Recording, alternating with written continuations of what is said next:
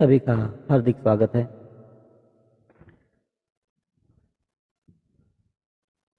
शुरुआत हम करेंगे आज के सत्र की हनुमान चालीसा से। हनुमान चालीसा, राम रक्षा स्तोत्र ऐसी चीज़ें हैं जिसको गर्भावस्था में करने से गर्भस्थ शिशु को संरक्षण चक्र प्राप्त होता है, और ना ही वो संरक्षण चक्र गर्भस्थ शिशु को तो गर्भवती को भी प्राप्त होता है, और साथ ही साथ बच्चे के बचपन में भी वो संरक्षण चक्र जो है वो कार्यरत होता है। तो गर्भवती की हर प्रार्थना दोहरी होती है, हर ध्यान दोहरा होता है, हर बात दोहरी होती है। थोड़ी देर में वो हम तो समझाएंगे ही आपको कि वो विज्ञान क्या है गर्भ संस्कार का, जो आपके बच्चे के संपूर्ण जीवन के अंदर कार्यरत हो जाता है। लेकिन फिलहाल पूरे मनोभाव से हनुमान चालीसा के अंदर सहभाग लें। जिनको आती है वहाँ सहभाग ले सकते हो, जिनको नहीं आती वो केवल श्रवण कर सकते हैं, और हो सके तो आंखें बंद कर कर हनुमान चालीसा।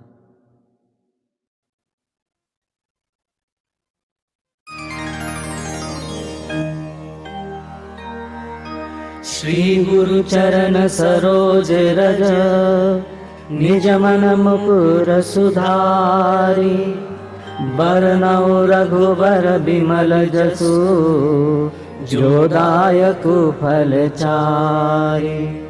बुद्धिहीन तनु जानिके, सुमिरो पवन कुमार। बल बुद्धि विद्या देहु मोहि, हरऊ कलेश विकार।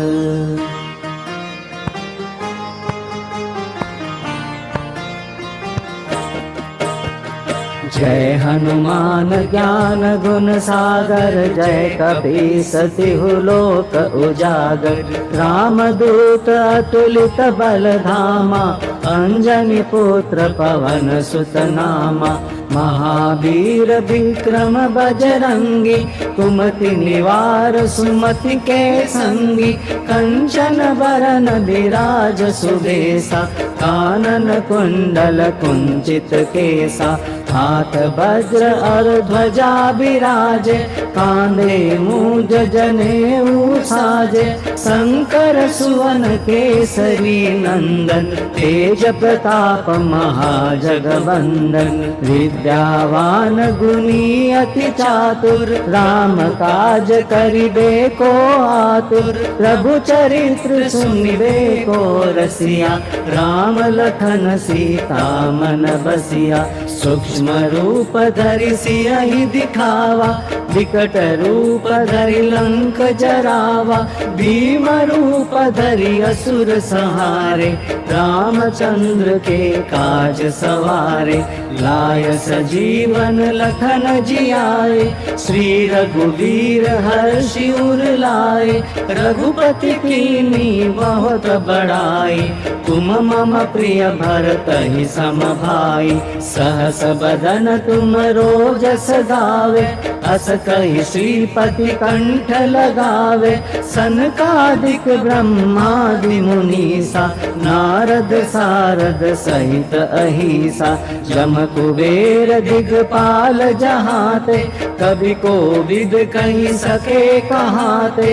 तुम उपकार सुग्रीवहि किन्ना, राम मिलाय राजपद दीन्ना। तुमरो मंत्र विभीषण माना, लंकेश्वर भय सब जग जाना।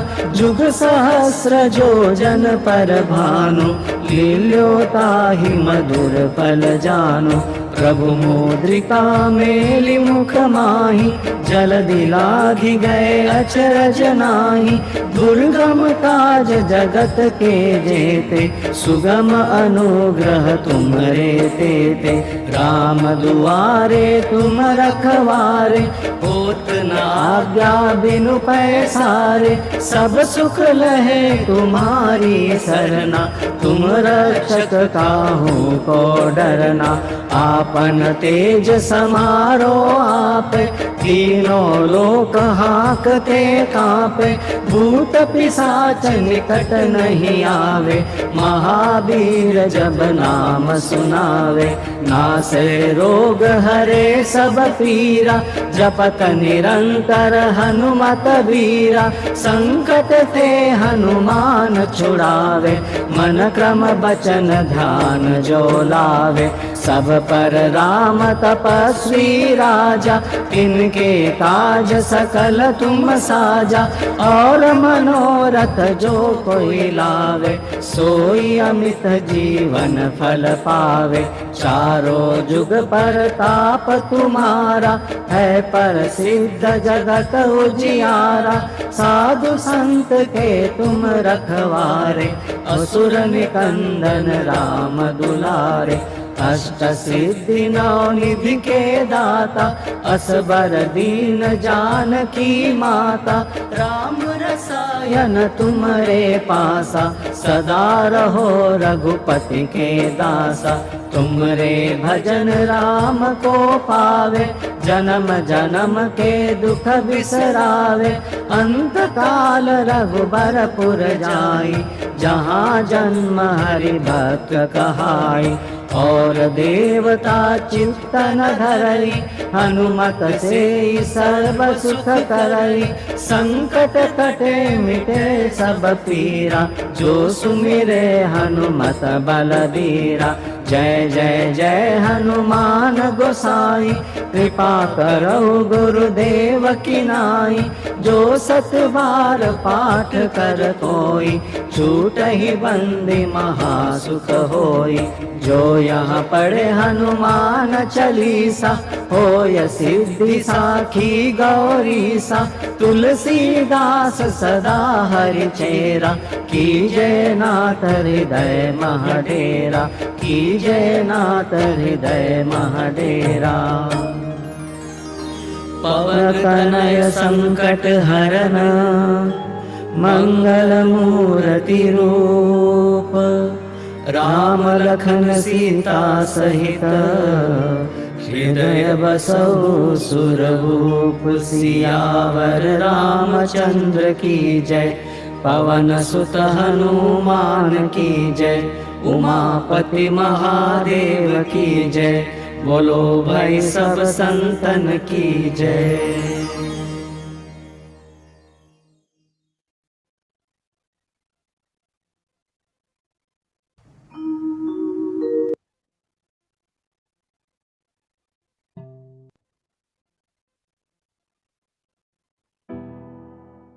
जय श्री कृष्ण। प्रार्थना। प्रार्थना के लिए आंखें बंद, ध्यान सांसों की ओर। अपने आराध्य को, अपने कुलदेवत को मनी मन नमन करें। प्रार्थना का अर्थ होता है अपने मन की बात भगवान के मन तक पहुंचाना। प्रार्थना वो सरल तरीका है जिससे हम परमात्मा के करीब जा सकते हैं, उससे बातचीत की जा सकती है, उनसे मुलाकात की जा सकती है। प्रार्थना अत्यंत सरल तरीका है ईश्वर का बन जाने का, ईश्वर को अपना बनाने का। और एक गर्भवती जब प्रार्थना करती है तो गर्भवती की प्रार्थना में सामान्य व्यक्ति की तुलना में सैकड़ों गुना अधिक शक्ति उभर कर आती है। कारण गर्भ के भीतर एक पूर्ण ब्रह्म चैतन्य स्वरूप शिशु होता है, जिसकी सोचने की, समझने की, व्यक्त करने की जो स्थितियां है वह जन्म ले चुके बच्चे से भी सैकड़ों गुना अधिक है। और वो पूर्ण ब्रह्म चैतन्य स्वरूप शक्ति मात्र शक्ति से मिल जाने से गर्भवती की प्रार्थना अपने आप में अत्यंत शक्तिशाली बन जाती है। और पति साथ में बैठा हो गर्भवती के, तो गर्भवती के लिए, उस स्त्री के लिए वो पति है, लेकिन गर्भस्थ शिशु के लिए वो पिता होता है। और माता पिता बच्चा तीनों मिलकर एक ही प्रार्थना एक समय करे तो उस प्रार्थना का क्या कहना। तो शुरुआत करते हैं परंपरागत प्रार्थनाओं से। सर्वेत्र सुखिनः सन्तु, सर्वे सन्तु निरामयाः, सर्वे भद्राणि पश्यन्तु, मा कश्चित् दुःखभाग् भवेत्। गुरुर्ब्रह्मा गुरुर्विष्णु गुरुर्देवो महेश्वरः, गुरुः साक्षात् परं ब्रह्म, तस्मै श्रीगुरुवे नमः। वसुदेवसुतं देवं कंसचाणूरमर्दनं, देवकी परमानन्दं कृष्णं वन्दे जगद्गुरुम्। ॐ सहनाववतु सहनौ भुनक्तु, सह वीर्यं करवावहै, तेजस्विनावधीतमस्तु मा विद्विषावहै।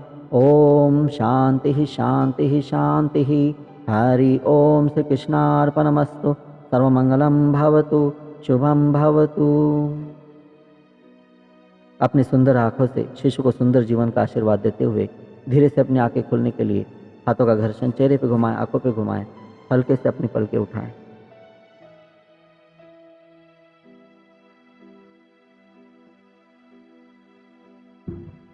जय श्री कृष्ण। सभी का हार्दिक स्वागत है। हो सके तो अपने वीडियो ऑन रखिए।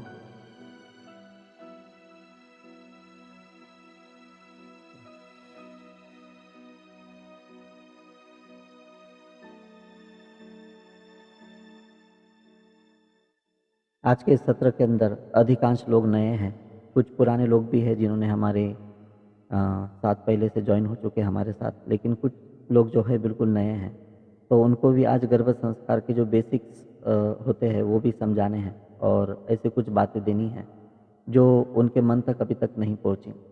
तो जो नए लोग हैं उनका पुनः एक बार हार्दिक स्वागत करता हूँ। तो शुरुआत कीजिए, मुस्कुराहट से चेहरे के ऊपर मुस्कुराहट लेकर आइए, क्योंकि जब गर्भवती मुस्कुराती है तो शिशु के ऊपर गर्भ के भीतर आनंद बरसने लगता है और गर्भस्थ शिशु मुस्कुरा लेता है। तो अभी आपके चेहरे पर मुस्कुराहट होनी चाहिए और सारी दुनिया की हंसी आपके साथ। अब तो पक्की चेहरे पे मुस्कुराहट आनी चाहिए।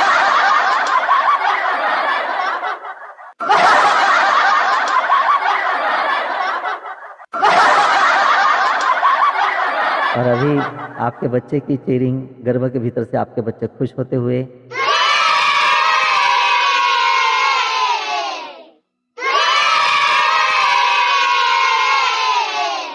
जी सभी का इस गर्भ संस्कार के सत्र के अंदर स्वागत करते हुए आज गर्भ संस्कार की जो प्राथमिक परिचय होता है वो मैं आपके सामने रखने वाला हूँ। परंतु पहले अपना परिचय दे दूं नए लोगों को। मेरा नाम मनोज बूब है।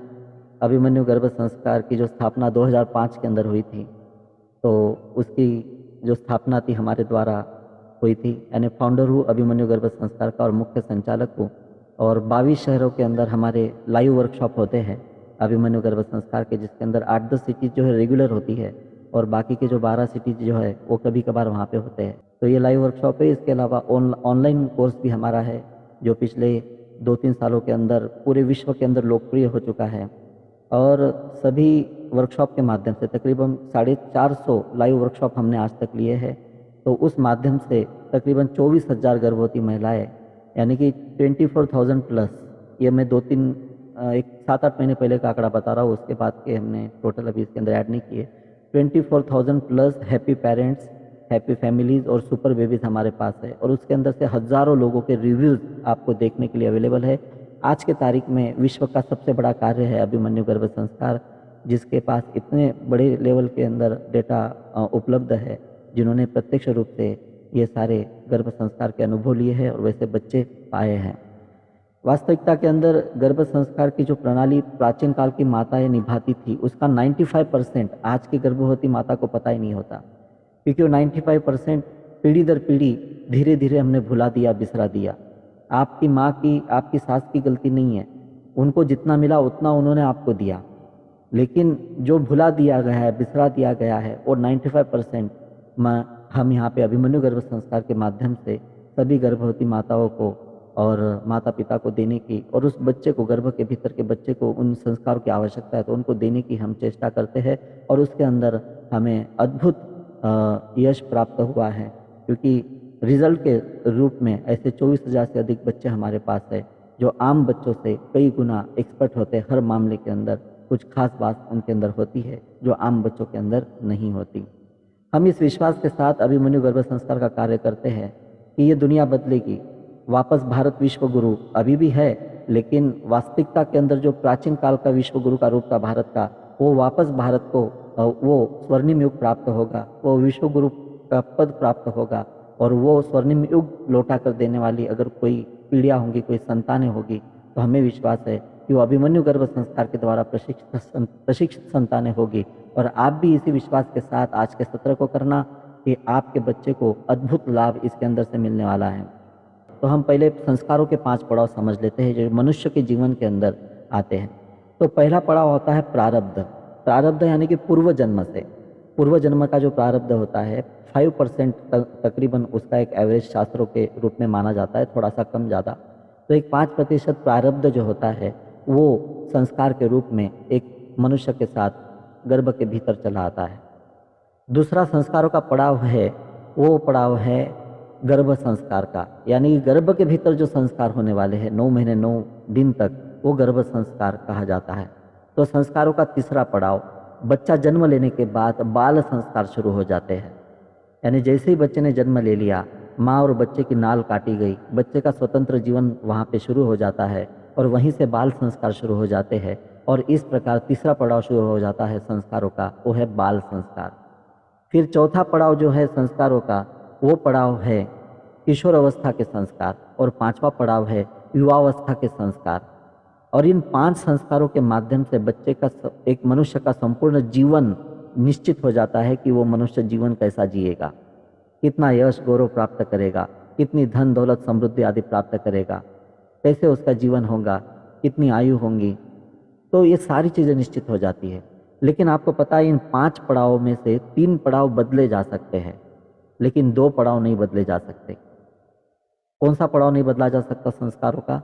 वो प्रारब्ध नहीं बदला जा सकता, वो निश्चित है। दूसरा, गर्भ संस्कार नहीं बदला जा सकता, क्योंकि गर्भ के भीतर एक बार अगर कोई बात घट गई, चाहे वो सकारात्मक हो चाहे नकारात्मक हो, वो बच्चे के जीवन के अंदर लिखती जाती है, उसका भाग्य बन जाता है। बच्चा जन्म लेने के बाद उसके जीवन से गर्भ संस्कार की कोई प्रक्रिया मिटाई नहीं जा सकती, छीनी नहीं जा सकती, वो उसके जीवन के अंदर निश्चित हो जाती है। फिर जो 3 पड़ाव बदले जा सकते हैं वो है बाल संस्कार, वो किशोर अवस्था के संस्कार, युवावस्था के संस्कार। कैसे? तो आसपास की जो स्थितियाँ होंगी, परिस्थितियाँ होंगी, उस मनुष्य को कैसी साथ संगत मिलती है बचपन में, किशोर अवस्था के अंदर, युवावस्था के अंदर, और माता पिता कितना ध्यान दे पाते हैं नहीं दे पाते हैं, पारिवारिक वातावरण कैसा है, इन सारी चीज़ों के आधार पर बचपन के, किशोर अवस्था के, युवावस्था के संस्कार बदले जा सकते हैं। लेकिन अगर हमने गर्भावस्था के अंदर ही संस्कारों की नींव इतनी मजबूत बना दी, इतनी शक्तिशाली बना दी, तो बच्चा जन्म लेने के बाद अगर कोई गलत स्थिति या परिस्थितियाँ प्राप्त हो भी जाती है, या कोई गलत साथ संगत उसके पास ऑफर हो भी जाती है, तो बच्चा वहाँ पे अपने आप को सुरक्षित रख लेता है, अपने आप को बचा लेता है। तो उतनी शक्ति, उतनी ताकत गर्भ संस्कार के भीतर होती है। तो अभिमन्यु गर्भ संस्कार उस कलम का नाम है जिस कलम से माँ अपने बच्चे की तकदीर स्वयं लिखती है, और माँ की लिखी हुई तकदीर दुनिया की कोई भी ताकत नहीं बदल सकती। और आपने आज जो प्रक्रिया अपनाई है, जिस प्रक्रिया के अंदर आपने प्रवेश लिया है, वो अभिमन्यु गर्भ संस्कार की प्रक्रिया है, जिसका आधार हमारे प्राचीन काल के शास्त्र है, पौराणिक आधार है, आध्यात्मिक आधार है, धार्मिक आधार है। और जो मनोविज्ञान शास्त्रों के भीतर से, परिवारों के भीतर, धर्म के भीतर, संस्कृति के भीतर चला आया है, और जो प्राचीन काल की उच्चतम पीढ़ियाँ होती थी, तो वैसी ही पीढ़ियाँ आज भी हम जन्म दे सकते हैं, और वो केवल आपके हाथों के अंदर है। 9 महीने 9 दिन इस विश्व के सबसे शक्तिशाली दिन होते हैं। स्त्री 100 साल की ज़िंदगी जीती है, लेकिन 100 साल की ज़िंदगी के अंदर स्त्री सबसे ज़्यादा शक्तिशाली कब होती है? तो सबसे ज़्यादा शक्तिशाली होती है गर्भावस्था के भीतर, क्योंकि गर्भावस्था के भीतर सबसे अधिक शक्तिशाली होने का कारण केवल उसकी शक्ति तो जागृत हो ही जाती है 9 महीने 9 दिन के लिए। वो दैवी शक्ति होती है जो आपके भीतर जागृत होती है, जिसका आपको परिचय नहीं होता। वो परिचय आपको अभिमन्यु गर्भ संस्कार दिलवाता है। लेकिन दूसरा कारण, गर्भ के भीतर जो बच्चा होता है उसके पास पूर्ण ब्रह्म चैतन्य स्वरूप शक्ति होती है, क्योंकि उसके पास अभी मायावी जगत का स्पर्श नहीं हुआ उसको। वो जन्म लेने के बाद माया का स्पर्श होता है, तो गर्भ के भीतर वो भगवान की शक्ति, परमात्मा की शक्ति लेकर मौजूद होता है। तो गर्भावस्था के अंदर बच्चे की शक्ति भी कार्य करती है वहां पे। तो ये दोनों की शक्तियां जब मिल जाती है, तो आपकी गर्भावस्था की शक्ति पूरे 100 साल के जीवन के अंदर स्त्री जीवन के सबसे अद्भुत और सबसे शक्तिशाली समय बनकर उभरती है। लेकिन अभी कई गर्भवती माताएं जो है बड़ी तनाव ले लेती है कि जैसे ही बच्चा गर्भ के भीतर आया, तो वास्तविकता के अंदर आपका जीवन जो है वो आम जीवन के तुलना के अंदर सैकड़ों गुना अधिक उत्साह से भर जाना चाहिए, आनंद से भर जाना चाहिए, शक्तियों से भर जाना चाहिए। लेकिन कई गर्भवती माताएं जो होती है डर डर कर जीने लगती है, सहम सहम कर जीने लगती है। कई बार तो ऐसा आश्चर्य हो जाता है कि कोई गर्भवती माता जैसे वो गर्भवती न हो, रुग्ण बनकर, पेशेंट बनकर जीने लगती है। फिर चले जाती है यूट्यूब के ऊपर, कई तरह के डरावने वीडियो देख लेती है, कई लोगों के जिनका कोई अभ्यास ही नहीं होता गर्भावस्था के ऊपर, उनके लेक्चर देख लेती है। कुछ किताबें गर्भ संस्कार के नाम पे ऐसी मार्केट के अंदर मौजूद है जिसको पढ़कर एक अच्छी खासी गर्भवती भी भयमुक्त होने के बजाय डर कर जीने लगती है, क्योंकि इन वीडियो के माध्यम से, इन किताबों के माध्यम से ऐसी बातें आपके पास चले आती है जिसको जानने की आपको आवश्यकता ही नहीं है, कोई आवश्यकता नहीं उन बातों का अभ्यास करने की। तो गर्भ संस्कार के नाम पर जब आपको गलत संदेश और गलत मैटर मिल जाता है तो फिर आपकी गर्भावस्था डिस्टर्ब हो जाती है, आप तनावपूर्ण तरीके से जीने लगती हो। तो अभिमन्यु गर्भ संस्कार के द्वारा उन तनाव से आपको मुक्त करवा दिया जाता है। तो एक तनाव मुक्त गर्भावस्था कैसी होनी चाहिए, एक हैप्पी एंड हेल्दी प्रेगनेंसी कैसी होनी चाहिए, और एक सुपर बेबी जिसको हम बोलते हैं, जिसको हर क्षेत्र के अंदर, किसी भी क्षेत्र के अंदर जाए तो आम बच्चों की तुलना में सैकड़ों गुना अधिक शक्ति उसके भीतर हो, तो वो बच्चे कैसे निश्चित किए जाए वो यहाँ पे आपको सिखाया जाता है, बताया जाता है। तो गर्भस्थ शिशु के भीतर 3 क्वालिटीज तो कम से कम होनी चाहिए गर्भ संस्कार करने के बाद। एक, आपका बच्चा किसी क्षेत्र के अंदर जाकर नेतृत्व करे, किसी समूह का नेतृत्व करे। दूसरा, वो अपने जीवन से ऐसा आदर्श प्रस्तुत करे कि हजारों लोग, लाखों लोग उस आदर्श को अपनाने की इच्छा रखे, उससे प्रेरित हो जाए। या आपका बच्चा किसी क्षेत्र के अंदर इतिहास रच दे। तो ऐसे 3 चीज़ों में से कम एक क्वालिटी आपके बच्चे के अंदर होनी चाहिए। ऐसी संरचना अभिमन्यु गर्भ संस्कार के सभी संस्कारों की गई है। तो सबसे पहले तो हमको ये देखना है कि गर्भ संस्कार होता क्या है। तो गर्भ संस्कार होता क्या है और गर्भ संस्कार की प्रक्रिया कौन से दिन शुरू होती है। कई लोग सोचते हैं कि तीसरे महीने में शुरू होती है, छठे महीने में शुरू होती है, 7वें महीने के अंदर गर्भ संस्कार करनी चाहिए। तो इन प्रश्नों का उत्तर अगर सटीकता से आपको दूं तो जो क्षमता बच्चे की पहले महीने के अंदर है गर्भ संस्कार स्वीकार करने की, वही क्षमता 9वें महीने के अंदर भी है। किसी को लगता है कि बच्चे के जब कान बन जाएंगे गर्भ के भीतर तब बच्चा सुनना शुरू करेगा, तो ये आपकी गलतफहमी है। गर्भ के भीतर बच्चे के जो कान बनते, बच्चा उससे नहीं सुनता कभी। फिर आपने कुछ ऐसा कोई पोस्टर देखा होगा कि गर्भवती अपने गर्भ के ऊपर ऐसे हेडफोन लगाए हुए है और वो ऐसे म्यूजिक सुन रही है। तो आपको बता दूं कि गर्भ के पास ढोल ताशे भी बजा देना कोई ले जाकर, तो भी बच्चा नहीं सुनता। बच्चे का सुनने का माध्यम एक ही है, माँ के कान। जो आप सुनोगी वो बच्चा सुनेगा। अच्छा, सुनने की जरूरत नहीं है, आप जो सोचोगी वो भी बच्चा सुनेगा, आप जो बोलोगी वो भी बच्चा सुनेगा। तो बच्चे को सुनने के लिए शरीर के कान नहीं लगते। बच्चे के भीतर जान आने के लिए बच्चे का शरीर कितना बना है वो महत्वपूर्ण नहीं है। बच्चे के भीतर जो जान उसी दिन आ गई जिस दिन बच्चे के आपके गर्भ के भीतर आत्मा ने प्रवेश लिया था। आत्मा कब प्रवेश लेती है गर्भ के भीतर? और आपके गर्भ के भीतर जो बच्चा है वो इसके पहले कहाँ था, क्या कर रहा था, आपके गर्भ के भीतर क्यों आया, आपका माता पिता के रूप में उसने चुनाव क्यों किया? ऐसे तो हम हमारे वर्कशॉप के अंदर ये बात बड़े सुंदर मेडिटेशन के साथ, अनुभव के साथ, अनुभूति के साथ बताते हैं, लेकिन इतना समय एक आध घंटे के सेशन के अंदर नहीं होता। तो मैं शॉर्ट के अंदर आपको बता दूं, बच्चा इसके पहले कहाँ था। बच्चा ब्रह्मांड के अंदर आत्मा के रूप में विचरण कर रहा था और तलाश कर रहा था कि मनुष्य का शरीर पाने के लिए कोई माँ का गर्भ प्राप्त हो जाए। फिर इतनी सारी माएँ, इतनी सारी स्त्रियाँ, इतने सारे पुरुष है, तो बच्चा किस माँ को चुनेगा, किस पिता को चुनेगा? तो पूर्व जन्म की भाव दशा कर्म दशा के अनुसार, पूर्व जन्म की भाव दशा कर्म दशा के अनुसार वर्तमान में जिस स्त्री पुरुष की भाव दशा कर्म दशा मैच हो जाए उसका माता पिता के रूप में बच्चा चुनाव करता है। अब पूर्व जन्म की बात आई, अर्थात ब्रह्मांड के अंदर बच्चा आत्मा के रूप में विचरण कर रहा है इस समय, उसके पास शरीर नहीं है, आत्मा के रूप में विचरण कर रहा है।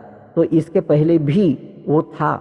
पहले कहाँ था वो आत्मा? पहले कहाँ थी? पहले अपने प्राप्त लोकों का उपभोग कर रही थी, जो पूर्व जन्म के कर्मों के आधार पर उसको प्राप्त हुई।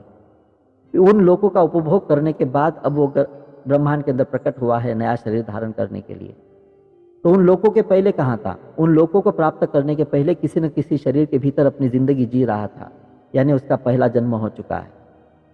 तो पूर्व जन्म के अंदर जिन स्थितियों परिस्थितियों के अंदर व्यक्ति ने प्राण छोड़े होते हैं ना, उन्हीं स्थितियों परिस्थितियों के अंदर उसको वापस जन्म लेना होता है।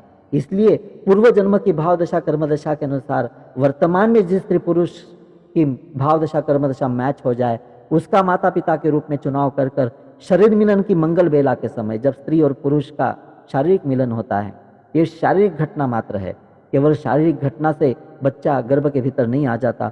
इस शारीरिक घटना के पहले जो महान आध्यात्मिक घटना घटती है वो ये कि ब्रह्मांड में विचरण करती हुई आत्मा अपने माता पिता का चुनाव कर कर शरीर मिलन की मंगल बेला के समय जब आप स्त्री देवता पुरुष देवता बनकर गुजर रहे होते हो, उस समय वह आपके गर्भ के भीतर आत्मा प्रवेश कर जाती है, और जैसे गर्भ के भीतर आत्मा प्रवेश कर जाती है वहीं से वहाँ पे जीवन प्रारंभ हो जाता है।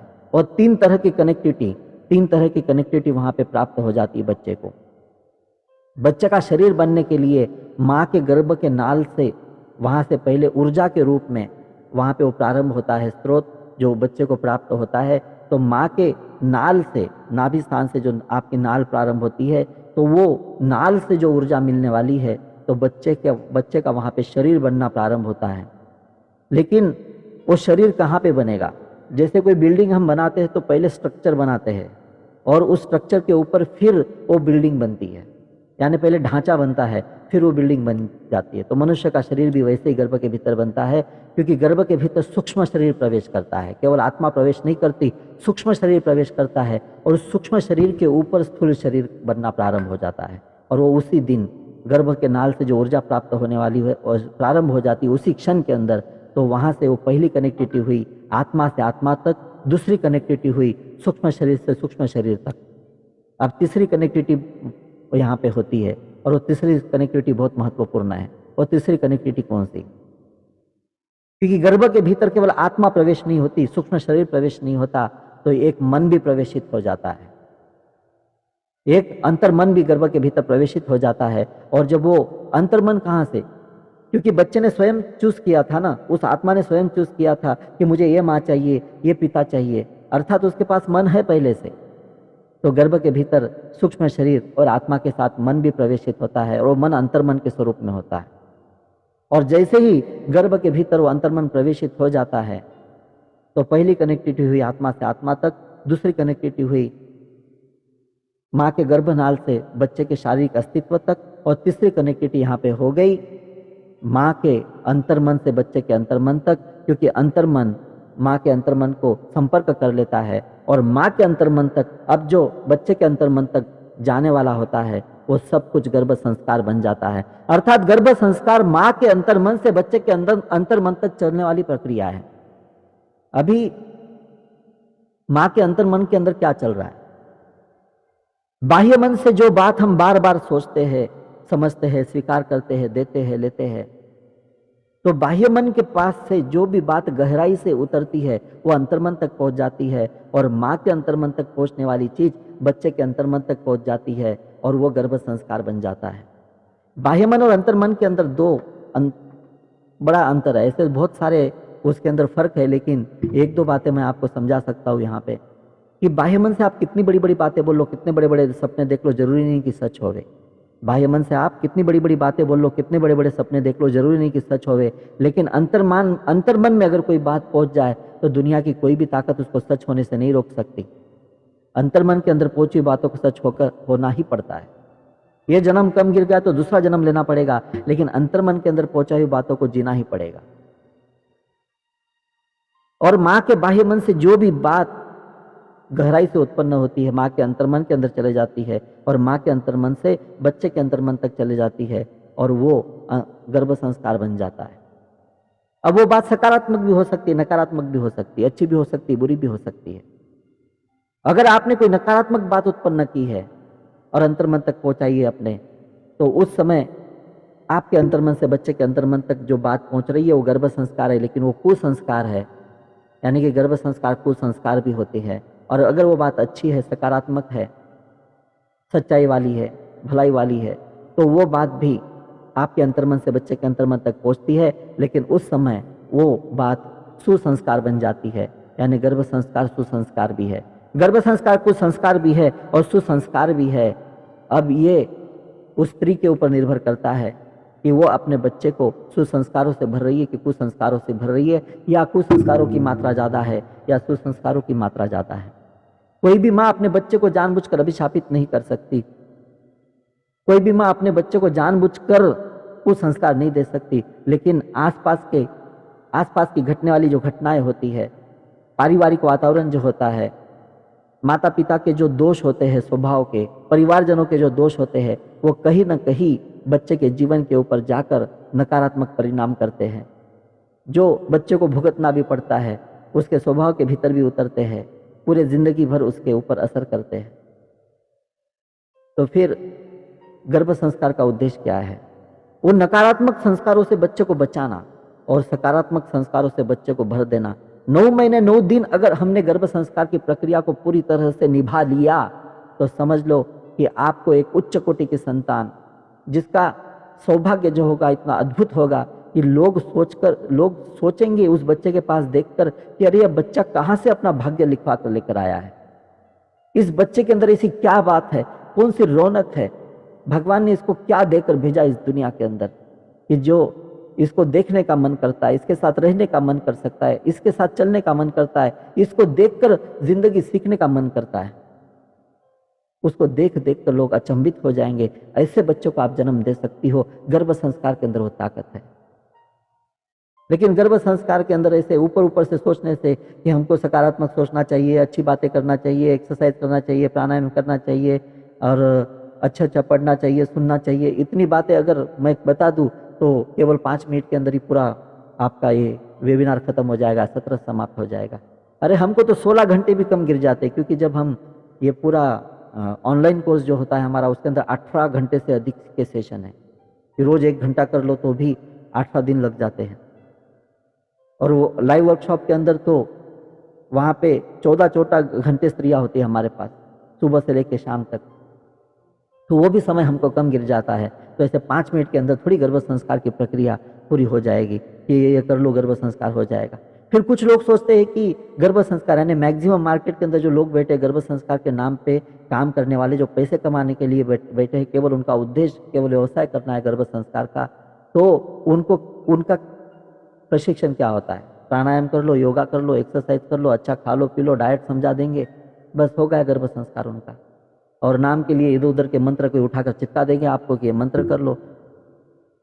अरे मंत्र लेने की चीज होती है, ऐसे पढ़कर किसी ने चिपका दिया और कर लिया तो नहीं, उसको विधिवत लेना पड़ता है, श्रद्धा से भाव से लेना पड़ता है, तब वो मंत्र काम करते हैं। मंत्र लेना और स्वीकार करना और फिर उसको करना, ये प्रक्रिया है।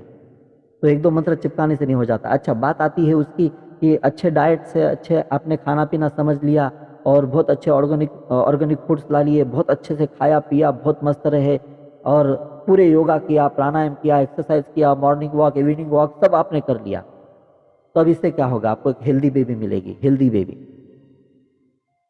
लेकिन हेल्दी तो रावण भी था, हेल्दी तो हिरण्यकश्यप भी था, हेल्दी तो कंस भी था, हेल्दी तो आतंकवादी भी है, हेल्दी तो चोर डके तो लुटेरे भी हो सकते, बलात्कारी भी हो सकते हैं। हेल्दी बच्चे से क्या करोगे आप? संस्कारी बच्चा कहाँ से लाओगे? संस्कार कहाँ से लाया आपने? केवल एक स्वस्थ बच्चे को जन्म देने से गर्भ संस्कार पूरे नहीं होते। हेल्दी बेबी यानी कि ये योगा, प्राणायाम, डाइट, ये जो कुछ भी है, ये गर्भ संस्कार का केवल 2% से 5% हिस्सा है। 2%, 5% भी ज़्यादा हो गए, 2% हिस्सा है केवल। ये योगा, प्राणायाम, एक्सरसाइज आदि जो सामान्य बातें हम जानते हैं ना गर्भ संस्कार के नाम पे, या जो लोग बताते हैं आपको, 2%। 98%, 95% तो कुछ और ही है, जो लोग ये बता ही नहीं पाते, क्योंकि उसको बहुत अभ्यास लगता है और उसको देने की ताकत लगती है कि देने वाला व्यक्ति किस तरह से दे रहा है। क्योंकि आपके दिल को छूनी चाहिए, और आपके दिल को छूनी नहीं चाहिए बात, तो आपके गर्भस्थ शिशु के दिल को छूनी चाहिए, और गर्भस्थ शिशु को दिल को छूने के लिए बहुत ताकत लगती है, क्योंकि उसके लिए वो भाव अंतरात्मा से प्रकट करने पड़ते हैं और व्यावसायिक भावना से नहीं होता। तो गर्भ संस्कार की प्रक्रिया जैसे मैं आपको अभी समझा रहा हूँ, तो ऐसी कई बातें मैं बताऊंगा आज के सत्र के अंदर, जो आपके गर्भावस्था को देखने का दृष्टिकोण ही आपका बदल जाएगा, और दृष्टिकोण बदलने के साथ साथ आपके बच्चे का भाग्य भी बदल जाएगा।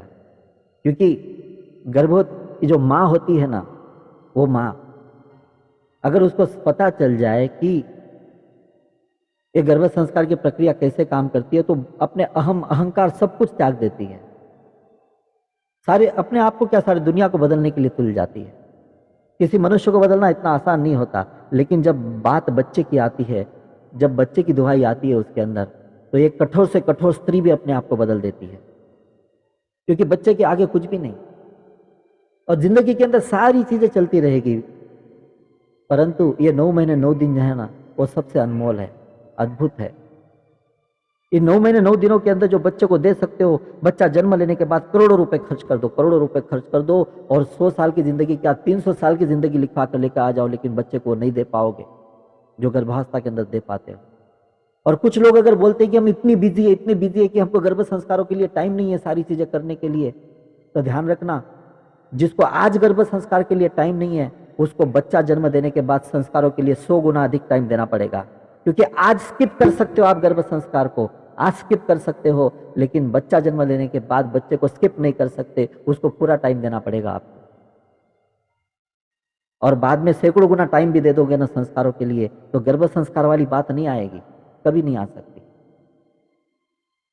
क्योंकि गर्भ संस्कार अर्थात बच्चे की पूरे 100 साल की जिंदगी है, और गर्भ संस्कार अर्थात 9 महीने 9 दिन है, पूरे 9 महीने 9 दिन। तो गर्भ संस्कार कब शुरू हो जाते हैं? जब बच्चा गर्भ के भीतर आता है, अंतर्मन से अंतर्मन तक संपर्क होता है, और माँ के अंतर्मन से बच्चे के अंतर्मन तक जो भी बातें जाने लगती है, गर्भ संस्कार पहले महीने से ही प्राप्त हो जाते हैं। आपको तो तब पता चलता है मैं माँ बन चुकी हूँ, पिता बन चुका हूँ। अच्छा, ये भी बात है यहाँ पे कि कई लोग बोलते हैं गर्भावस्था के अंदर मैं माँ बनने वाली हूँ, आप माँ बनने वाली हो। ये सेंटेंस ही गलत है पूरा। आप माँ बन चुकी हो, बच्चा गर्भ के भीतर है, माँ बन चुकी उसी दिन। बच्चे के 2 जन्म होते हैं। पहला जन्म गर्भ के भीतर हो चुका है, गर्भ के भीतर हो चुका है पहला जन्म। ये लौकिक जन्म बाकी है। जो आपके गोद के अंदर बच्चा आने वाला है ना, गर्भ के बाहर आने वाला है ना, वो बच्चा लौकिक जन्म है। तो आत्मा अजर है, अमर है, नश्वर है, हम सुनते हैं, लेकिन समझते कितना है? बच्चा पहले भी था, आज भी है, और आगे भी रहेगा आत्मा के रूप में। केवल शरीर पा रहा है, एक नया जीवन पा रहा है। आप भी पहले भी थे, आज भी है, आगे भी रहोगे। हमने देखा कि अभी आपके गर्भ के भीतर जो बच्चा है वो आत्मा के रूप में ब्रह्मांड के अंदर विचरण कर रहा था। ये भी देखा कि वो पहले किसी जिंदगी के अंदर जी रहा था, कोई जीवन जी रहा था। तो आज आपके गर्भ के भीतर है, जन्म लेगा, 100 साल की जिंदगी जिएगा, वापस अपने शरीर को त्यागेगा, या तो मोक्ष प्राप्त करेगा या वापस संसार के अंदर लौटेगा नया जीवन जीने के लिए। तो बच्चा, तो ये बात आपको समझाने का कारण ये है कि सबसे पहले गलती हम यहाँ पे ये कर देते हैं कि आजकल की पीढ़ियां देखिए, शरीर को ही सब कुछ मानने वाली पीढ़ियां जन्म ले रही है। शरीर को सब कुछ मानती है, शरीर के चोचले पूरे करने के लिए ही जी रही है, भौतिक संपदाओं को प्राप्त करने के लिए जी रही है। इसलिए आयु भी कम हो रही है। लोग घर पे जान देने के बजाय वेंटिलेटर पे जान दे रहे हैं। 60-70 साल की आयु के अंदर, मतलब आयु भी सिमट गई। जबकि 100 साल की जिंदगी हंसते खेलते गुजारी जा सकती है, लाठी भी लेने की जरूरत नहीं, और जिंदगी के अंदर एक दवा का कतरा लेने की भी जरूरत नहीं मुंह के अंदर। और गर्भावस्था के अंदर वो ताकत है कि आप अपने बच्चे के स्वास्थ्य को ऐसा बनाओ कि उसको 100 साल की जिंदगी में कभी भी एक दवा की बूंद भी लेने की जरूरत न पड़े, और वो कभी हॉस्पिटल का मुंह भी न देखे। और सच में हमारे बच्चे ऐसे होते हैं जो जन्म लेने के बाद हॉस्पिटलाइजेशन की जरूरत ही नहीं गिरती उनको जीवन में कभी भी। कितना अफसोस होता है कि किसी बच्चे को जन्म लेने के बाद माँ के गोद में देने के बजाय कांच के पेटी में रख दिया जाए। यहाँ पे माँ का दिल तरस रहा है, वहाँ पे बच्चे का मन तरस रहा है कि माँ के सीने को लगने के लिए। कितना अफसोस होता है, जबकि ऐसा होना ही नहीं चाहिए। परमात्मा ने ऐसा विधान ही नहीं बनाया है। आपके गर्भावस्था को प्रकृति ने इतना सुंदर, इतना स्वस्थ, इतना निर्मल बनाया है कि बच्चा जन्म लेते ही सीधे आपके गोद के अंदर आना चाहिए, आपके सीने से लगना चाहिए। तो ये हमारे पास होता है, हम देखते हैं, लोगों के अनुभव है हमारे पास। जिसको बेड रेस्ट बोला है उसकी भी नॉर्मल डिलीवरी करवा देते हैं, जिसका फर्स्ट सी सेक्शन हुआ है उसका भी सेकंड नॉर्मल करवा देते हैं। और हमारे पास एक विधि है अभिमन्यु गर्भ संस्कार के अंदर, केवल नॉर्मल डिलीवरी की विधि नहीं है, बच्चे को हंसते हंसते जन्म देने की विधि। डॉक्टर भी हैरान हो जाते हैं कि अरे ये चेहरे के ऊपर मुस्कुराहट ला रही है और मुस्कुराते हुए अपने बच्चे को जन्म दे रही है। डॉक्टर भी हैरान हो जाते हैं। और ये वास्तविकता है। और ये विधि हमने बनाई नहीं है, ये प्राचीन काल की विधि है। पहले की माएँ ऐसी देती थी बच्चे को जन्म, शेरनी की तरह जन्म देती थी, ऐसे शेर की तरह बच्चे जन्म लेते थे। और आज डरपोक पीढ़ियां जन्म ले रही है, क्योंकि माँ अपने बच्चे को डरते डरते जन्म दे रही है और पूरी 9 महीने डर डर कर जीवन बिता रही है। ये किया तो वो हो जाएगा, वो किया तो वो हो जाएगा, ऐसा वैसा, वो न जाने कितना आपको डरा कर रख दिया है दुनिया ने। जबकि आप एक शेरनी की तरह अपने बच्चों को जन्म दे सकते हैं। आपको जंगल के अंदर छोड़ दो 9 महीने 9 दिन के बाद, 9 महीने 9 दिन के बाद जंगल के अंदर छोड़ दो, ना कोई घर का व्यक्ति, ना कोई डॉक्टर, ना कोई हॉस्पिटल, 10 किलोमीटर तक कोई नहीं नजर आ रहा आपको, और ऐसे अवस्था के अंदर आपको जंगल के अंदर छोड़ दिया जाए। अब आपको पता है कि कोई नहीं है, तो आप अकेले बच्चों को जन्म दे दोगी। आपको पता है कि अब नाल काटना जरूरी है, तो आप कुछ भी आसपास की चीज उठाकर नाल को भी काट लोगी। और आपको पता है कि अब मेरे बच्चे को लेकर जाना है, तो आप खुद खड़ी रह जाओगी और 10 किलोमीटर चलकर अपने घर के पास आ जाओगी। इतनी शक्ति परमात्मा ने हर स्त्री को हर स्त्री को जन्म देते समय ही उसके भीतर इनबिल्ट क्वालिटी के साथ आपको इस दुनिया के अंदर भेजा है। हालांकि ये काल्पनिक दृश्य बता रहा हूं मैं आपको, ऐसा होने वाला नहीं है आपको जंगल के अंदर छोड़ दे वगैरह। आपके पास तो सारी सुख सुविधाएं है बच्चों को जन्म देने के लिए, लेकिन बताने का उद्देश्य है कि आपके पास इतनी ताकत है कि ऐसी भी नौबत आई तो आप अपने आराम से बच्चों को जन्म दे सकते हो। ऐसे सुई की नोक की इतनी भी क्षति आपको और आपके बच्चों को नहीं पहुंचा सकती कोई भी दुनिया की ताकत। लेकिन ये संभावनाएं जो है, स्थिति या परिस्थितियां हमने खुद निर्मित की है। बच्चा कोई फॉल्ट लेकर दुनिया के गर्भ के अंदर नहीं आता। प्रकृति ने बहुत ही सुंदरता के साथ इसको आपको वरदान के रूप में दिया है। अच्छा, आपको तनाव लेने की क्या आवश्यकता है गर्भावस्था के अंदर? आप कर क्या रही हो बताओ? आप ऐसे गर्भ के अंदर हाथ डालकर कुछ बच्चे की आंखें बना रही हो, कान बना रही हो, गाल बना रही हो, उसका शरीर बना रही हो, आप कर रही हो क्या? या आपकी डॉक्टर कर रही है? आपका डॉक्टर कर रहा है क्या ऐसा कुछ? या वो कोई गोली दे रहा है आपको कि ये गोली लेने से हाथ बन जाएंगे, ये गोली लेने से सर बन जाएगा, पाँव बन जाएंगे, ऐसा कुछ है क्या? नहीं। तो शरीर बना कौन रहा है आपके गर्भ के भीतर? कौन बना रहा है? प्रकृति बना रही है। ये विधि का विधान है। एक बार बीज रूपांतरण हो गया गर्भ के भीतर, तो 9 महीने 9 दिन तक शरीर अपने आप बनने वाला है। आपकी कोई भूमिका नहीं है उसके अंदर, आपकी कोई भूमिका नहीं है, ना ही कोई डॉक्टर की भूमिका है। ये प्रकृति का विधान है, ये अपने आप होने वाली चीज है। तो तनाव किस बात का, टेंशन किस बात का आपको? तो ये प्राकृतिक घटनाक्रम है पूरा। हाँ, आपके हाथों के अंदर बच्चे का शरीर बनाना नहीं है। आपके हाथों के अंदर क्या है? आपके हाथों के अंदर बच्चे की तकदीर बनाना है, बच्चे का भाग्य लिखना है। सारी कुंडलियां माँ के संस्कारों के आगे अनुकूल हो जाती है। केवल कुंडली के अनुसार अगर भाग्य चलने होते तो मनुष्य कुछ नहीं करता। कुंडलियां केवल आधार होती है समस्याओं का निराकरण करने के लिए या जीवन के अंदर शुभ मुहूर्तों को देखने के लिए। अन्यथा एक समय पर न जाने कितने बच्चे जन्म लेते हैं। क्या सबकी तकदीर एक जैसी थोड़ी होती है? तो माँ की बच्चे की जो तकदीर होती है वो 5% लिखी जाती है प्रारब्ध के द्वारा, और तकरीबन 7 से 70% लिखी जाती है माँ के गर्भ संस्कारों के द्वारा। और उस आधार पर एक 20-25% बच्चे के हाथ में होता है जिंदगी के अंदर कि वो जीवन के अंदर कितना किस स्तर का जीवन पाता है, शारीरिक, मानसिक, आत्मिक, सामुद्रिक, सभी स्तरों के ऊपर। तो सबसे बड़ी भूमिका है आपके हाथों के अंदर, आप अपने बच्चों को कैसे जिंदगी देते हो। तो अभी हमने इतनी बातें जानी, एक बात और जानते हैं। ये तो समझ में आ गया कि माँ के हर बात का असर बच्चे के ऊपर होगा, क्योंकि अंतर्मन 24 घंटे जागरूक रहता है। बाह्य मन सो जाता है, हम सो गए, बाह्य मन सो जाता है, लेकिन 24 घंटे अंतर्मन जो है 24 घंटे जागरूक रहता है। यानी आप सोने के बाद भी गर्भ संस्कार की प्रक्रिया चलती है। उल्टा जैसे हम होमवर्क करते हैं ना घर के अंदर, बच्चे होमवर्क करते हैं ना स्कूल से आने के बाद, वैसे दिन भर माँ ने क्या किया इसका पूरा रिवीजन रात को हो जाता है। यानी गर्भ संस्कार की प्रक्रिया रात को और अधिक गहरी होती है। बच्चा दिन भर का रिवीजन भी करता है। इवन आपको सपने गिरते हैं ना, तो आज जागने के बाद आपको सपने याद नहीं रहते, लेकिन भूलने के लिए बाह्य मन लगता है। अंतर्मन भूल नहीं सकता कोई चीज़। तो बच्चे के पास बाह्य मन है ही नहीं गर्भ के भीतर, अंतर्मन है केवल।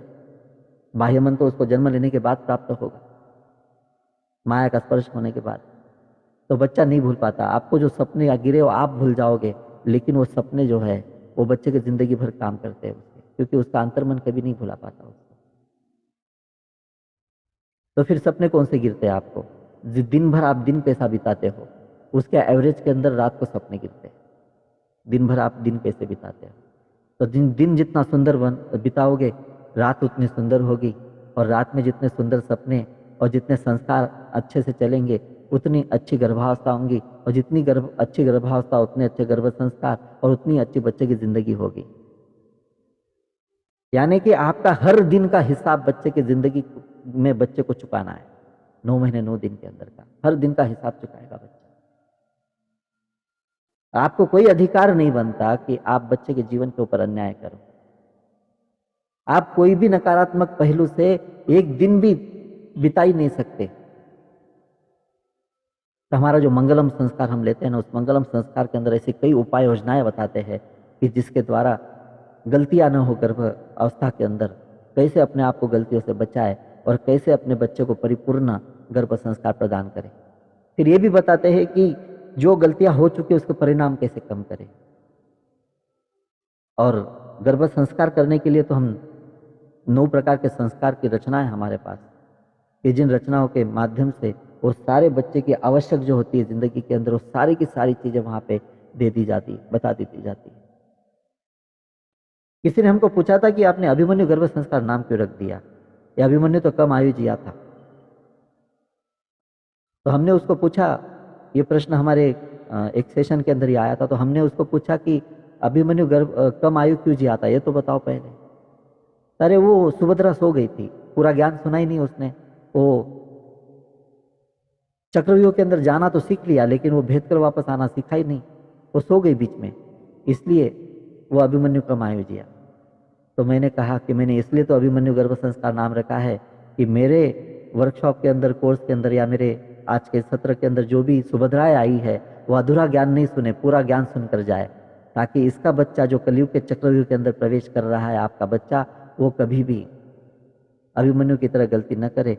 वो प्रवेश कर रहा है तो भेद कर भी निकल जाए और 100 साल की जिंदगी शानदार और जानदार बनाकर जिए। हाँ। फिर अभिमन्यु गर्भ संस्कार नाम रखने का कारण ये था कि ये सर्वश्रुत उदाहरण है, ये पौराणिक उदाहरण है गर्भ संस्कार का। अगर ये घटना न घटी होती तो शायद दुनिया जान न पाती कि गर्भ संस्कार होते हैं। केवल इसी घटना की वजह से सारी दुनिया जानती कि गर्भ संस्कार होते हैं, गर्भ के भीतर संस्कार होते हैं। ये कोई वैद्यकीय प्रमाण नहीं है गर्भ संस्कार। किसी वैद्यकीय शास्त्र के अंदर उल्लेख हो सकता है गर्भ संस्कार का, जैसे आयुर्वेद के अंदर उल्लेख है गर्भ संस्कार का, लेकिन वो आयुर्वेदीय गर्भ संस्कार है। तो वो बाकी के शास्त्रों के अंदर तो गर्भ संस्कार का उल्लेख ही नहीं है, एलोपैथी के अंदर। आयुर्वेद के अंदर कम से कम उल्लेख तो है, लेकिन वो आयुर्वेदिक औषधि लेना है ना, गर्भ संस्कार नहीं। वो तो फिर वापस फूड सप्लीमेंट के अंदर आ गया, फूड सप्लीमेंट के अंदर आ गया, स्वस्थ बच्चे को जन्म देने के लिए उसका उपयोग कर सकते हो आप। तो अभिमन्यु गर्भ संस्कार केवल संस्कारों पे काम करता है, किसी वैद्य की प्रक्रिया पे काम नहीं करता। हम तो किसी डॉक्टर के ट्रीटमेंट के अंदर इंटरफेयर भी नहीं करते, उल्टा आपका और आपके डॉक्टर का जो रिश्ता है वो बड़ा मजबूत बना देते हैं और विश्वास से अधिक भर देते हैं। और जो हम बताते हो डॉक्टर नहीं बता सकता, जो डॉक्टर बताते हो हमको बताने की आवश्यकता ही नहीं है, क्योंकि वो काम हमारा है ही नहीं, वो काम डॉक्टर का ही है, वो उसको ही करना चाहिए। उसके अंदर हम हस्तक्षेप कर ही नहीं सकते, करना ही नहीं चाहिए हमको। और आपको भी डॉक्टर के पेलवर नहीं जाना चाहिए, डॉक्टर की हर बात को मानना चाहिए। परंतु गर्भ संस्कार से आप अपने आप को इतना मजबूत, इतना शक्तिशाली बना सकते हो गर्भावस्था को, कि डॉक्टर को किसी एक्स्ट्रा ट्रीटमेंट की आवश्यकता ही ना हो।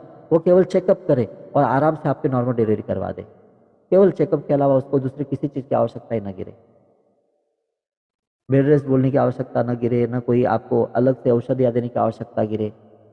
बस उसका काम है चेकअप करना, आपका ध्यान रखना और आपके विश्वास को सार्थ वहां पे उपलब्ध होना। तो डॉक्टर अपनी भूमिका करेगा। तो अभी माँ का असर तो होता है गर्भस्थ शिशु के ऊपर, लेकिन बच्चे के पिता का असर होता है। कैसे? अब मुझे बताओ कि गर्भावस्था के अंदर आपके मन के अंदर बच्चे के बाद सबसे अधिक कौन है? आपके मन में सबसे अधिक कौन सा व्यक्ति है जो आता जाता रहता है किसी भी स्वरूप के अंदर? सामने से आता जाता रहेगा वो तो हो गया, लेकिन आपके मन के अंदर सबसे अधिक आता जाता कौन रहेगा बच्चे के बाद? आपका पति। आपका पति कौन है? बच्चे का पिता है। आपने देखा होगा कि कई बच्चे जो होते हैं वो ऐसे बच्चे के पिता के स्टाइल के अंदर टांग डालकर सोते हैं, पैर डालकर सोते हैं। तो आप सोचते होंगे कि ये सब जेनेटिक है, ऐसे होता होगा। जी नहीं, आपकी आंखों से, आपके मनोभाव से, क्योंकि आपके पति की बॉडी लैंग्वेज जो है वो आपको आपके सबकॉन्शियस माइंड के अंदर अच्छी तरह से उतर जाती है, और आपके सबकॉन्शियस माइंड से, आपके अंतर्मन से बच्चे का अंतर्मन उस बॉडी लैंग्वेज को सीख लेता है, और बाद में वो पिता की स्टाइल के अंदर सोता है या पिता की स्टाइल के अंदर कुछ बातें करता है। यानी कि जो बच्चा पिता की बॉडी लैंग्वेज भी कॉपी कर लेता है, तो जरा सोचो पिता के अच्छे बुरे संस्कार कॉपी करेगा या नहीं करेगा? पक्का करेगा। यानी कि गर्भवती के सामने वो पिता यानी पत्नी के सामने पति जो भी गलतियां करता है उसका भी अभ्यास बच्चा कर लेता है, और जो भी अच्छे काम पति करता है आपके सामने उसका भी अभ्यास बच्चा कर लेता है। तो पति के ऊपर सबसे बड़ी जिम्मेदारी आती है कि हम अपने बच्चे को क्या सिखा रहे हैं। इवन कुछ व्यसन आदि होंगे, कुछ स्वभाव दोष होंगे, तो पति अपने पत्नी के सामने जाकर ये सारी चीजें करता है, व्यसनों की आदि सारी चीजें कोई भी होंगी करता है, तो वो चीजें जो है एक तरह से पिता अनुमति दे रहा है कि तू भी करना। क्यों? क्योंकि वो सिखा रहा है बच्चे को। आप सोच रहे हो कि बच्चे से कुछ छुप रहा है तो बच्चा पेट के अंदर है। जी नहीं, बच्चा जन्म लेने के बाद उससे कुछ छुपा सकते हो, लेकिन बच्चा पेट के अंदर है तो उससे कुछ भी छुपता नहीं है। उसको हर चीज नजर आती है, और उसको लगता है कि जो माँ कर रही है, पिता कर रहे हो, सब कुछ मुझे कह रहे हैं कि तू जिंदगी में कर सकता है, कर। अनुमति है उसको हर बात की, अच्छे की भी बुरे की भी। क्यों? बच्चा भेद ही नहीं कर सकता। भेद करने के लिए ये चीज अच्छी है या बुरी है, इसको लूं या नहीं लूं, ये भेद करने के लिए बाह्य मन लगता है। क्या लगता है? बाह्य मन। लेकिन बाह्य मन अगर दे दे कि ये चीज मैंने ले ली, तो अंतर्मन ले लेता है, और अंतर्मन ने ले लिया तो वो अंतर्मन के पास भेद नहीं होता कि लूं या नहीं लूं। जो बाह्य मन ने गहराई से दिया अंतर्मन को लेना पड़ता है, और बच्चे के पास केवल अंतर्मन है। अगर बच्चे को पता भी चला कि माँ बुरा सोच रही है या माँ गलत कर रही है, पिता गलत कर रहा है, तो भी उसके पास कोई ऑप्शन नहीं है रिजेक्ट करने का, क्योंकि रिजेक्ट करने के लिए बाह्य मन लगता है। उसके पास तो केवल एक ही काम है, लेना लेना लेना लेना, और अपने तकदीर में लिख देना। तो पति का स्वभाव भी, पति की सारी जीवन शैली भी बच्चे के ऊपर असर करती है। फिर असर और क्या करता है? आपके परिवारजनों का। परिवारजनों का स्वभाव क्या है? परिवारजनों के लाइफस्टाइल क्या है? घर के अंदर कौन चिल्ला रहा है, कौन पुकार रहा है, कौन झगड़े कर रहा है, कौन एक दूसरे के ऊपर आक्रामक तरीके से बात कर रहा है, क्रोध कर रहा है, ये सारी चीजों का अभ्यास बच्चा करता है। तो परिवारजनों का असर भी बच्चे के ऊपर हो रहा है। तो गर्भ संस्कार हमारा बस चले तो आपके पूरे परिवार को बिठा दो और बताओ कि गर्भ संस्कार क्या होते हैं। तो उम्मीद करते हैं कि पूरा परिवार नहीं, कम से कम पति तो आवे, वो तो समझे, और फिर उम्मीद होती है कि कम से कम वो नहीं तो कम से कम आप तो समझो इस बात को कि गर्भ संस्कार क्या होते हैं। फिर कुछ लोगों को तो एक टीवी सीरियल देखने के लिए समय है, सिनेमा देखने के लिए समय है, फोन पे गपशप करने के लिए समय है, इधर उधर टाइम पास करने के लिए समय है, लेकिन अपने बच्चे को गर्भ संस्कार करने के लिए समय नहीं है।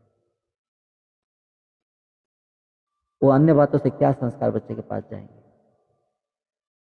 और अगर हम 1 घंटा नहीं निकाल सकते अपने बच्चे के लिए गर्भावस्था के अंदर, 18 घंटे नहीं निकाल सकते, 2 दिन नहीं निकाल सकते, यानी कि वर्कशॉप के लिए 2 दिन या कोर्स करने के लिए 18 घंटे नहीं निकाल सकते कि रोज 1 घंटा दे दिया, या वेबिनार के लिए 1 घंटा नहीं निकाल सकते, तो आप किस बेस पे अपने बच्चों को जन्म दे रहे हो? मतलब थोड़ी भी गंभीरता नहीं है आपको कि जो चीज मेरे बच्चे के लिए आवश्यक है वो चीज मैं कर दूं। इतनी भी गंभीरता अगर किसी मनुष्य के अंदर नहीं है, तो असल के अंदर उसको माता पिता बनने का सही अधिकार ही नहीं है। क्योंकि बच्चा जन्म देना यानी कि केवल शारीरिक प्रक्रिया नहीं है, आपके ऊपर जिम्मेदारी है कि आप अपने परिवार का बच्चा है, आपके परिवार का भाग्य उसके ऊपर निश्चित होगा, आपके समाज का, आपके धर्म का भाग्य उस पर निश्चित होगा, आपके देश का भाग्य उस पर निश्चित होगा। यानी कि आप अपने विश्व को अपनी संतान सौंप रहे हो, तो आप कैसी संतान सौंपोगे विश्व को, उसकी जिम्मेदारी आप पर है। अगर इस बच्चे ने आपके परिवार को हानि पहुंचाई, समाज को हानि पहुंचाई, धर्म को हानि पहुंचाई, देश को हानि पहुंचाई, विश्व को हानि पहुंचाई, तो उसका जिम्मेदार उसके माता पिता होते हैं। और अगर बच्चे ने कुछ अच्छा काम किया अपने लिए, अपने परिवार के लिए, समाज के लिए, धर्म के लिए, देश के लिए, विश्व के लिए, तो उसका क्रेडिट भी माता पिता को जाता है। ये न सोचो कि आप अपने बच्चे को जन्म दे रहे हो, आप अपनी संतान इस विश्व के लिए जन्म दे रहे हो, और बच्चे की पूरी जिंदगी की जिम्मेदारी आपके ऊपर होगी। उसने कुछ गलत किया तो जिम्मेदार आप होंगे, उसने कुछ अच्छा किया तो उसका क्रेडिट इस संसार आपको देगा, क्योंकि आप उसके माता पिता हो। तो परिवारजनों की ये पूरी भूमिका होती है यहाँ पे। फिर समाज के आसपास घटने वाली घटनाएं ये भी असर करती है। तो इन घटनाओं से बच्चों को कैसे बचाएं? घटना तो आप टाल नहीं सकते। आपके बच्चे के पास पहुंचने वाला एक ही मार्ग है, माँ का अंतर्मन, बच्चे के अंतर्मन तक। तो आप बाह्य मन से ऐसी कई प्रक्रिया कर सकते हो अंतर्मन के साथ संगठन करके, कि बच्चों के पास ये बात पहुंची भी तो उस बातों को रिजेक्ट करवाना, उन बातों को समाप्त करवाना बच्चे के मन से। तो ऐसी कुछ प्रक्रिया है जो मैं आपको 1 घंटे में समझा नहीं सकता। उसके लिए आपको वो मंगलम संस्कार आदि, गर्भ संवाद, गर्भ ध्यान की सारी प्रक्रियाएं समझ कर लेनी पड़ेगी। उसके लिए आपको पूरा समय देना पड़ेगा। लेकिन ऐसे 2 समय आपके पास है। एक विधि आपको और बताता हूँ कि जो 2 समय आपके पास है जहाँ पे सबसे अधिक असर होता है बच्चे के ऊपर, सबसे अधिक, वो समय कौन सा? क्योंकि उस समय आपका और आपके बच्चे का अंतर्मन बहुत गहराई से कनेक्ट होता है, और वो प्रकृति का विधान है कि उस 2 समय के अंदर ही अंतर्मन सबसे ज़्यादा शक्तिशाली होता है। वो 2 समय कौन से? वो 2 समय सुबह उठने के बाद का समय और रात को सोने से पहले का समय। आप कितने भी बजे सो रही होंगी, 9 बजे सो रहे होंगे, 10 बजे सो रहे होंगे, 11 बजे सो रहे होंगे, लेकिन सोने का जो समय है ना, तो सोने से पहले जो समय होता है, जो धीरे धीरे नींद की तरफ जाता है, यानी जितना करीब जा रहे हो नींद के, उतना वो अंतर्मन अधिक शक्तिशाली होते जाता है। और सुबह उठने के बाद जो उठे आप, तो उठने का जो क्षण होता है, जागने का जो क्षण होता है, तो वो जो क्षण है सबसे अधिक शक्तिशाली होता है। और जैसे जैसे वो समय खुलता है जागने का, उतना कमज़ोर होता है। यानी कि सुबह के उठने के बाद का समय और रात को सोने के पहले का समय जो है सबसे अधिक शक्तिशाली होता है। तो सोने से पहले 1 घंटा और उठने के बाद का 1 घंटा इतना सावधान हो जाए कि इस समय जो भी बातें होंगी वो 100% केवल पॉजिटिव होनी चाहिए, 100% सकारात्मक होनी चाहिए, मंगलदायक होनी चाहिए, सकारात्मक होनी चाहिए। तो फिर वो कोई भी प्रक्रिया हो, फिर किसी भी चीज़ को बना लो आप, संगीत को बना लो, किताब को बना लो, सोच को बना लो, ध्यान को बना लो, बातचीत को बना लो,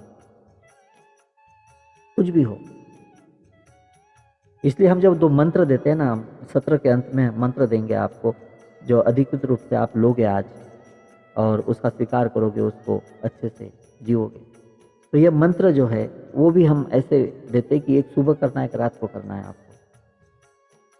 अभिमन्यु के संस्कार के अंदर बहुत सारे मंत्र नहीं दिए जाते आपको। 2 मंत्र मुख्य होते हैं और 1-2 मंत्र सपोर्टिव जो आपको ऐच्छिक रूप से करने होते हैं।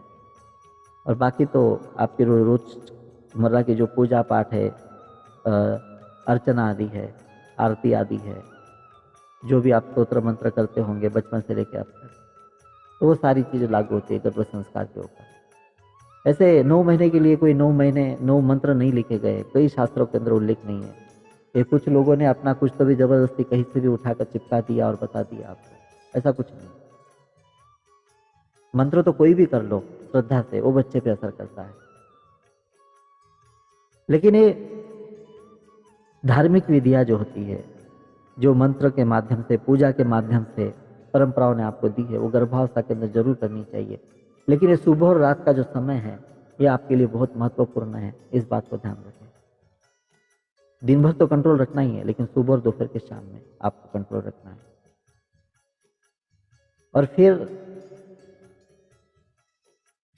एक और ऐसी चीज है जो आपके बच्चे के स्वास्थ्य पर और बच्चे के संपूर्ण जीवन पर असर करती है, और वो अन्न संस्कार के माध्यम से हम प्रस्तुत करते हैं। अन्न संस्कार के माध्यम से ये 40 मिनट 50 मिनट की प्रक्रिया है तकरीबन अन्न संस्कार, जिसके अंदर एक कुछ नियम बताए जाते हैं अन्न संस्कार के, और बाद में अन्न संस्कार कैसे करना है वो बताया जाता है, जो गर्भावस्था के अंदर 2 बार करना होता है। परंतु उससे संबंधित 2-3 बातें मैं आपको यहाँ पे बता सकता हूँ, सारी बातें नहीं, क्योंकि समय हमारे पास कम है, तो मैं ये 2-3 बातें मैं आपको बता सकता हूँ।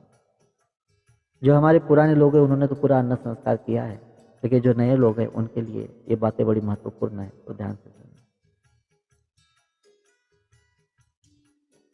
तो मैंने कहा कि आप कितने ही ऑर्गेनिक फूड्स ला लो और कितने ही अच्छे से बना लो, लेकिन अगर भोजन करते समय आपके भाव गलत है तो आप दोषयुक्त ही भोजन ले रहे हो।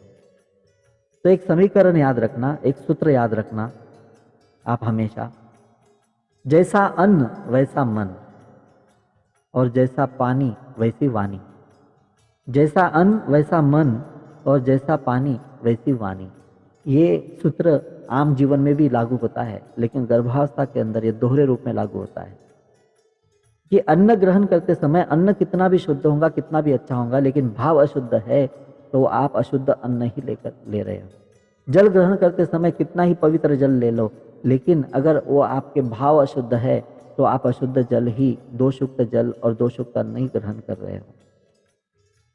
तो आप कहोगे कि नहीं, हम बहुत अच्छे से बनाते, बहुत अच्छे से खाते पीते हैं, लेकिन वो जो महा भयानक गलती आप करते हो, गलती कहाँ पे होती है मैं आपको बता देता हूँ। जो भी माएँ गर्भावस्था के अंदर टीवी सीरियल देखते हुए, सिनेमा देखते हुए, न्यूज चैनल देखते हुए भोजन और अन्न लेती है, वो दोषयुक्त अन्न और दोषयुक्त जल ग्रहण करती है। और इसका परिणाम क्या होता है? इसका परिणाम ये होता है कि जो प्रकृति ने, जो परमात्मा ने निर्दोष शरीर भेजा है गर्भ के भीतर, उत्पन्न किया है, उस शरीर के अंदर हम दोष को रूपांतरित कर देते हैं। हो सकता है कि दोष वो जन्म लेते समय ही प्रकट हो जाए, हो सकता है कि वो दोष बच्चे के किशोरावस्था के अंदर प्रकट हो सकता है कि वो दोष किशोरावस्था के अंदर नहीं, बच्चे के प्रौढ़ावस्था के अंदर प्रकट हो, या उसके अंतिम दिनों के अंदर प्रकट हो, 60, 70, 80 साल, 100 साल के अंदर प्रकट हो। लेकिन हमें कोई अधिकार नहीं बनता कि हम प्रकृति के इस विधान के अंदर हस्तक्षेप करें और अच्छे खासे अन्न और जल को दूषित बनाकर अपने बच्चे के पास पहुंचाए। क्योंकि आप जो खाओगे, जो पियोगे, उसी से जो ऊर्जाएं बनती है आपके गर्भनाल तक पहुंचकर गर्भनाल से बच्चे के पास पहुंचती है और शरीर का निर्माण होता है। एक शरीर का निर्माण हो रहा है, तो कैसे निर्माण हो रहा है? 7 महीने के अंदर, 7 मंथ के अंदर पूरा शरीर बन जाता है गर्भ के भीतर। 8वें महीने के अंदर परिपक्वता आती है और 9वें महीने के अंदर बाहरी वातावरण की अनुकूलता आती है। और ऊपर के 9 दिन माँ और बच्चे को स्वतंत्रता के साथ दिए गए हैं जन्म लेने के लिए, जन्म देने के लिए, कि 2-4 दिन आगे 2-4 दिन पीछे आप जब चाहो, जब अंतर्गत जो बच्चे के बीच और माँ के बीच कम्युनिकेशन होता है, इंटरनल कम्युनिकेशन होता है, बच्चे को लगता है कि जन्म लेना है, माँ को लगता है कि जन्म देना है, जब दोनों एक दूसरे को अनुमति दे देते हैं तो 2-4 दिन आगे 2-4 दिन पीछे, यानी ड्यू डेट के 2-4 दिन पहले भी हो सकता है, 7-8 दिन बाद में भी हो सकता है, तो वो वहाँ पे बच्चा वहाँ पे जन्म ले लेता है। वो लौकिक जन्म बच्चे का होता है।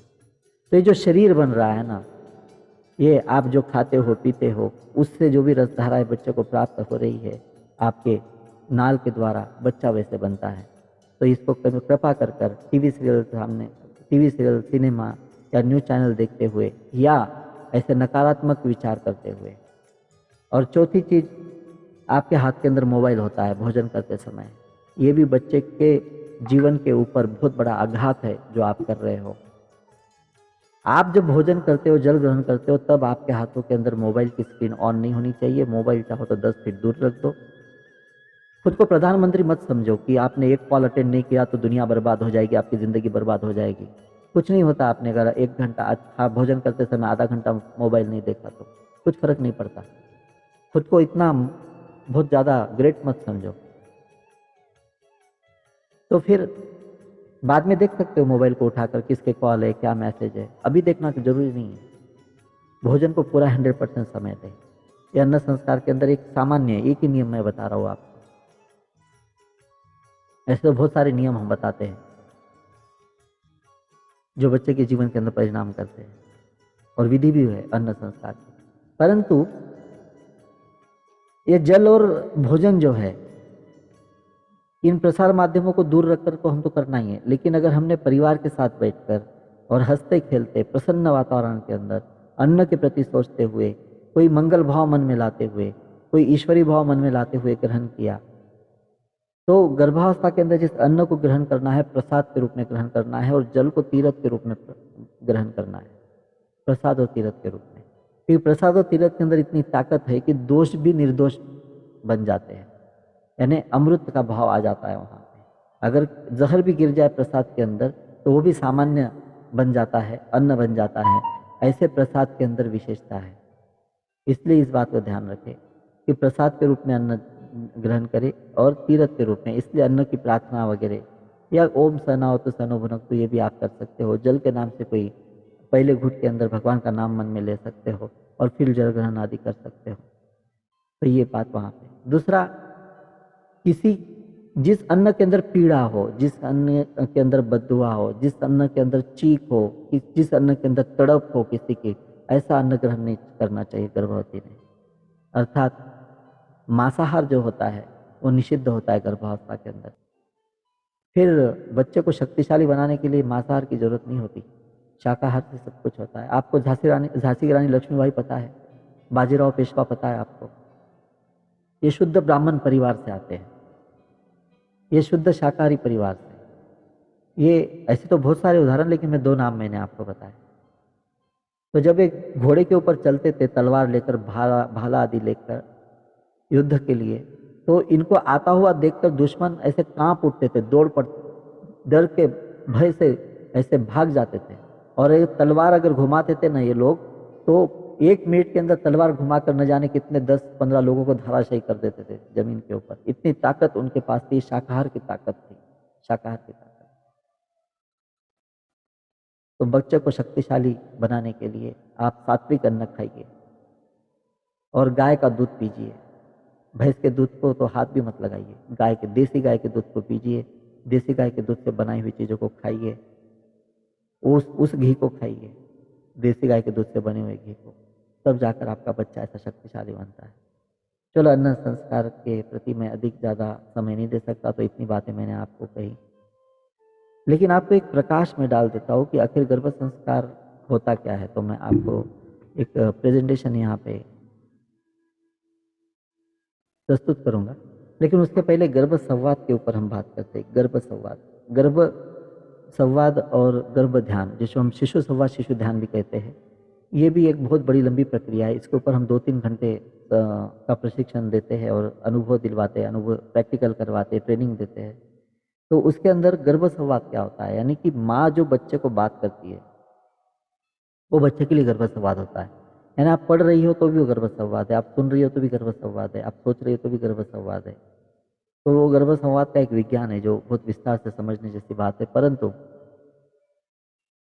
तो ये गर्भ संवाद हमने आपको रेडीमेड ऐसे दिए हैं, 2-3 गर्भ संवाद पढ़ने के लिए किताब में दिया है। हमारी अभिमन्यु गर्भ संस्कार नाम की पुस्तक है, मैं स्क्रीन पे बताता हूँ आपको थोड़ी देर में।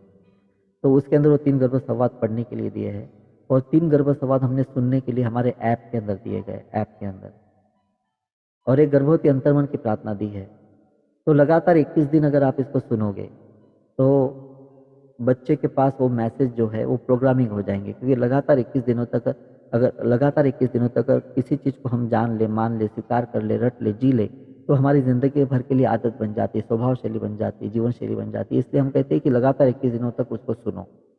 गर्भवती अंतर्मन की प्रार्थना फिर गर्भ संवाद 1, गर्भ संवाद 2, गर्भ संवाद 3।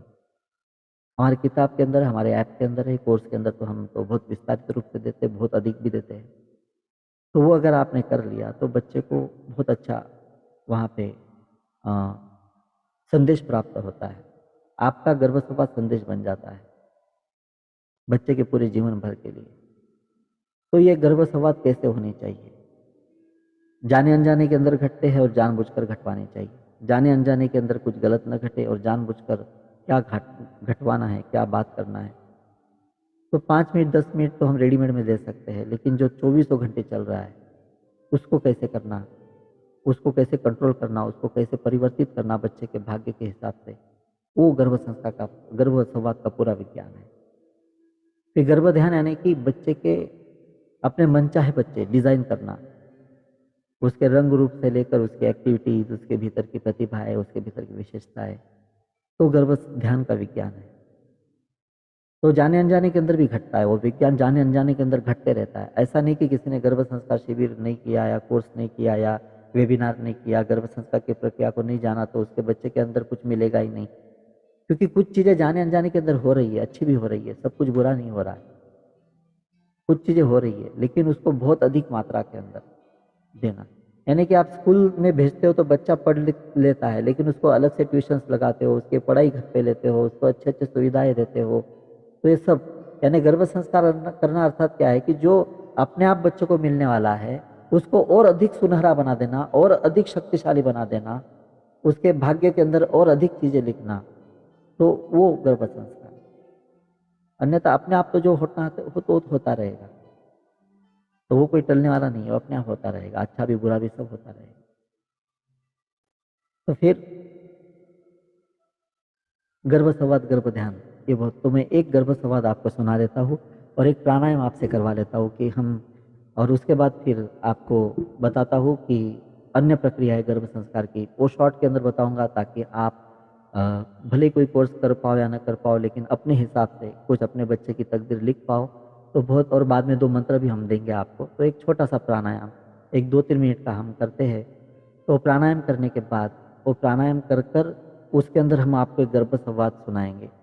तो गर्भ संवाद के समय आपको हम बोलेंगे कि यहाँ पे हाथ रखो, तो एक हाथ यहाँ पे रखना है आपको, एक हाथ यहाँ पे रखना है गर्भ के ऊपर, और वो गर्भ संस्कार जो है, वो गर्भ संवाद जो है आपको सुनना है। तो आप सुनोगे, आपका बच्चा सुनेगा, इस प्रकार से वो प्रक्रिया चलेगी। तो पहले हम प्राणायाम करेंगे, और प्राणायाम है भस्त्रिका प्राणायाम। तो भस्त्रिका प्राणायाम जो है वो गहराई से सांस लेना, सहजता से छोड़ देना, संगीतमय प्राणायाम होता है, जिसके अंदर हम प्राणायामों के अंदर कई संदेश भी देते हैं, लेकिन अभी हमारे पास इतना समय नहीं है। तो आप केवल एक, मैं म्यूजिक लगाता हूँ, और वो म्यूजिक है वो सोहम मंत्र की। इस सो के समय आपको सांस लेना है और हम के समय छोड़ देना है। तो वो मैं म्यूजिक चलाता हूँ, तो उस म्यूजिक के हिसाब से आपको मंत्र सांस लेना है, छोड़ना है, मंत्र का उच्चारण नहीं करना, केवल वो मानसिक जप होता है उसका, केवल सांस लेनी है, छोड़नी है। और जैसे मैं शांत कहूँ, म्यूजिक रोक दूँ, तो उसके बाद फिर आप गर्भ संवाद के अंदर प्रवेश ले लें। एक 5 मिनट 5 से 6-7 मिनट का हमें मेडिटेशन करेंगे। उसके बाद फिर हम आपको बाकी की चीज़ें बताएंगे 15-20 मिनट के अंदर। तो आपके लिए ये अद्भुत सत्र साबित हो रहा है आज का। तो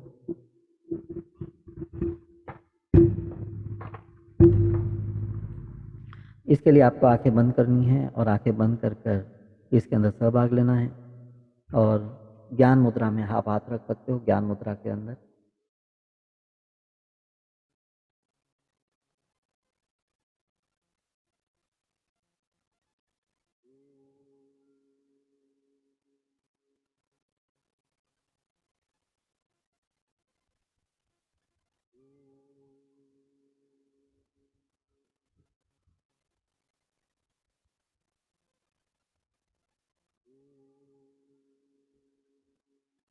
आंखें बंद, ध्यान सांसों की ओर।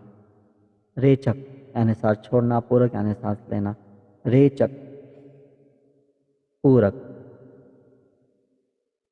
गहराई से सांस लो, सहजता से छोड़ दो। भस्त्रिका प्राणायाम। सोऽहम्।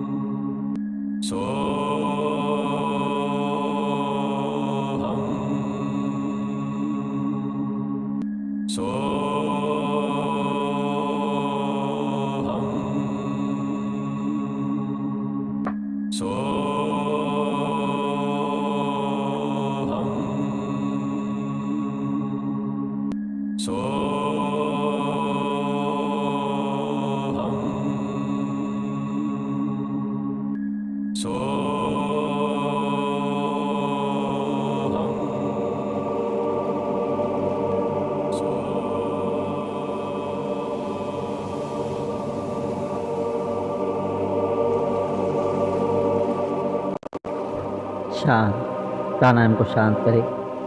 शांत शांत, आंखें बंदी रखें। पहले दोनों हाथ गर्भ पे रखें। बच्चे को मनी मन आवाज दें।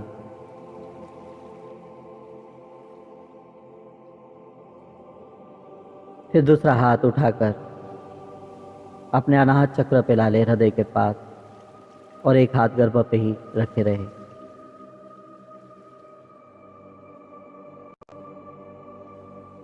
गर्भ संवाद, आपके मन से बच्चे के मन तक पहुंचती हुई बात।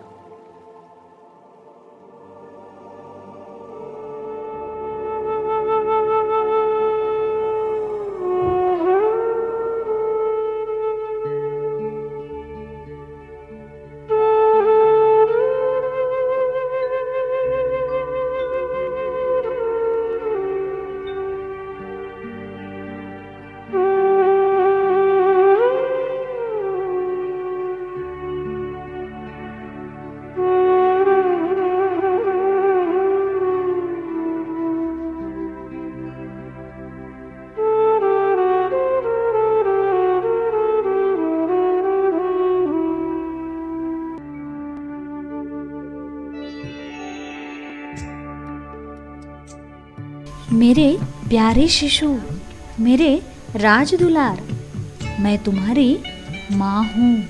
माँ है मेरे प्यारे शिशु, मेरे राजदुलार, तुम खुश हो ना मेरी तरह? तुम्हारे रूप में मुझे जैसे दिव्य संतान प्राप्त हो रही है, वैसे तुम भी तो पा चुके हो अपनी माँ को मेरे रूप में। कुछ ही समय की बात है, तुम देख पाओगे मुझे अपनी नन्ही सी प्यारी आंखों से, छू पाओगे अपने कोमल मुलायम हाथों से। पर अभी भी तुम मेरे भीतर ही हो, पूरी तरह से स्वस्थ, निर्भय, सदा आनंदी। मेरी तरह तेरे पिता भी आतुर है तुझे देखने के लिए। मेरा एवं तेरे पिता का आशीष सदा तेरे साथ है। निर्भय रहना, मेरा ईश्वर जो तुम्हारा भी आद्य पिता है, उसका आशीर्वाद एवं सुरक्षा चक्र भी तुम्हारे साथ है। ईश्वर के अनेक रूप है, चरित्र है, लीलाएं हैं। वह हर रूप में प्रतिक्षण हम दोनों की निगरानी कर रहा है। जिस धर्म में तुम्हारा आगमन हो रहा है, वह विश्व का सर्वश्रेष्ठ धर्म है। यह पृथ्वी स्नेह रखने वाले, सदा सत्कार्य करने वाले, ईश्वर में आस्था रखने वाले अच्छे लोगों से भरी हुई है। मेरे प्यारे शिशु, यह सृष्टि सुंदरता से भरी है। दसों दिशाओं में सुख, शांति, संपन्नता, समृद्धि, संपत्ति अनंत मात्रा में फैली है, जिस पर तुम्हारा पूरा अधिकार है। ब्रह्मांड के सारे सुख, अद्वितीय शांति एवं अपार समृद्धि सब तुम्हारा इंतजार कर रहे हैं। आओ एवं बटोर लो एवं दुनिया को भी खूब बांटो। मेरे राजदुलार, आदान प्रदान तो सृष्टि का नियम ही है।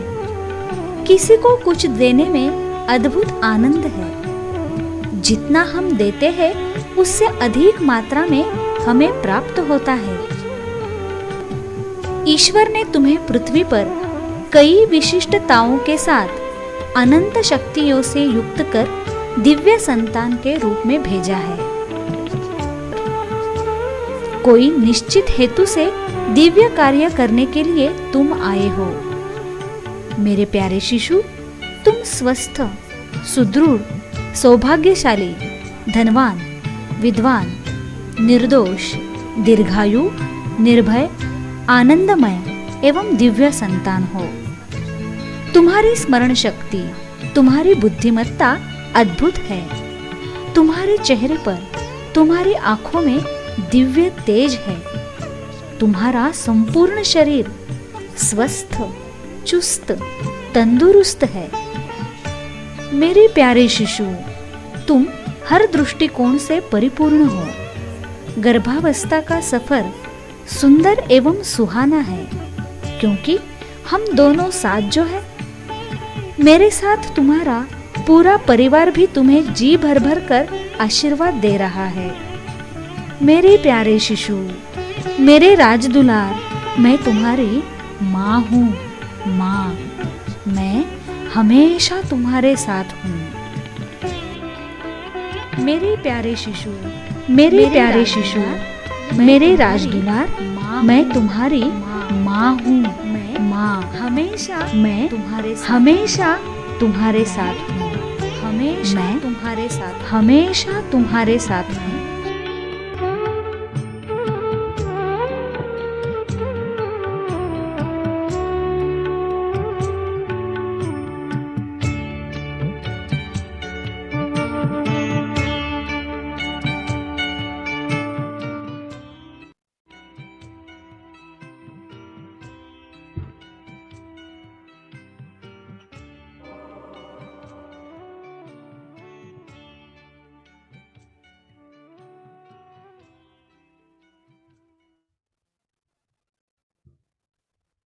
धीरे से अपने बच्चे को सहलाए, फिर हाथों का घर्षण करें, चेहरे पे घुमाएं, आंखों पे घुमाएं, हल्की से अपनी आंखें खोलें।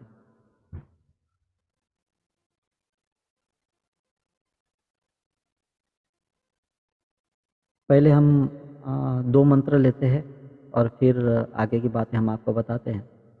ये पहला मंत्र है संतान गोपाल मंत्र, जो रोज प्रातःकाल 9 बार आपको करना है। एक बार हम कहेंगे और हमारा होने के बाद फिर आप सामूहिक रूप से उच्चारण कर लोगे स्वयं वहाँ पे, ठीक है। ओम देवकी सुत गोविंद वासुदेव जगतपते देहि मे तनयं कृष्ण त्वामहं शरणं गतः। सब मिलकर एक साथ आप अपने अपने स्थान से कर ले। ओम देवकी सुत गोविंद वासुदेव जगतपते देहि मे तनयं कृष्ण त्वामहं शरणं गतः। ये मंत्र आपका हुआ। तो रोज़ सुबह उठते ही, चाहे बिस्तर पे करो या स्नान के उपरांत करो, आपकी इच्छा, लेकिन सुबह आपको ये करना है। दूसरा मंत्र है अभिमन्यु गर्भ संस्कार मंत्र, जो रात को सोने से पहले 9 बार आपको करना है और सो जाना है। यानी नींद और मंत्र के बीच कुछ भी नहीं आना चाहिए। जब फाइनली आपको सोना है तभी ये मंत्र करना, सो जाना। बाद में मोबाइल देखना या किसी से बात करना अलाउ नहीं। तो अभिमन्यु गर्भ संस्कार मंत्र। ओम आवाम आनंदावह तथा च धन्यवादान यच्चाभयत आवाम स्वास्थ्यम सुदृढ़ं समृद्धं भाग्यशाली धनवत ज्ञानी निर्दोषम दीर्घायु निर्भयम आनंदमयम दिव्यम च आपत्यम प्राप्तम अस्ति। तो ये मंत्र है जो आपको सोने से पहले बार करना है। हिंदी में भी कर सकते हो, मराठी में भी कर सकते हो। हम खुश हैं, हम धन्यवाद देते हैं कि हमें स्वस्थ, सुदृढ़, सौभाग्यशाली, धनवान, विद्वान, निर्दोष, दीर्घायु, निर्भय, आनंदमय एवं दिव्य संतान प्राप्त है। ऐसा ये मंत्र है, अभिमन्यु गर्भ संस्कार मंत्र। तो इसको रात को सोने से पहले 9 बार करना है। ठीक है, ये 2 मंत्र आपके हुए। और नहीं, ये आपको मेरे पीछे कहना है। मैं पहले कहता हूँ, मेरे पीछे पीछे आप कहे, मेरे साथ साथ आप कहे। ओम आवाम आनंदावह तथा च धन्यवादान यच्चावह यत् आवाम स्वास्थ्यम सुदृढ़ं समृद्धं भाग्यशाली धनवत ज्ञानी निर्दोषं दीर्घायुः निर्भयम् आनंदमयं दिव्यं च आपत्यं प्राप्तम अस्ति।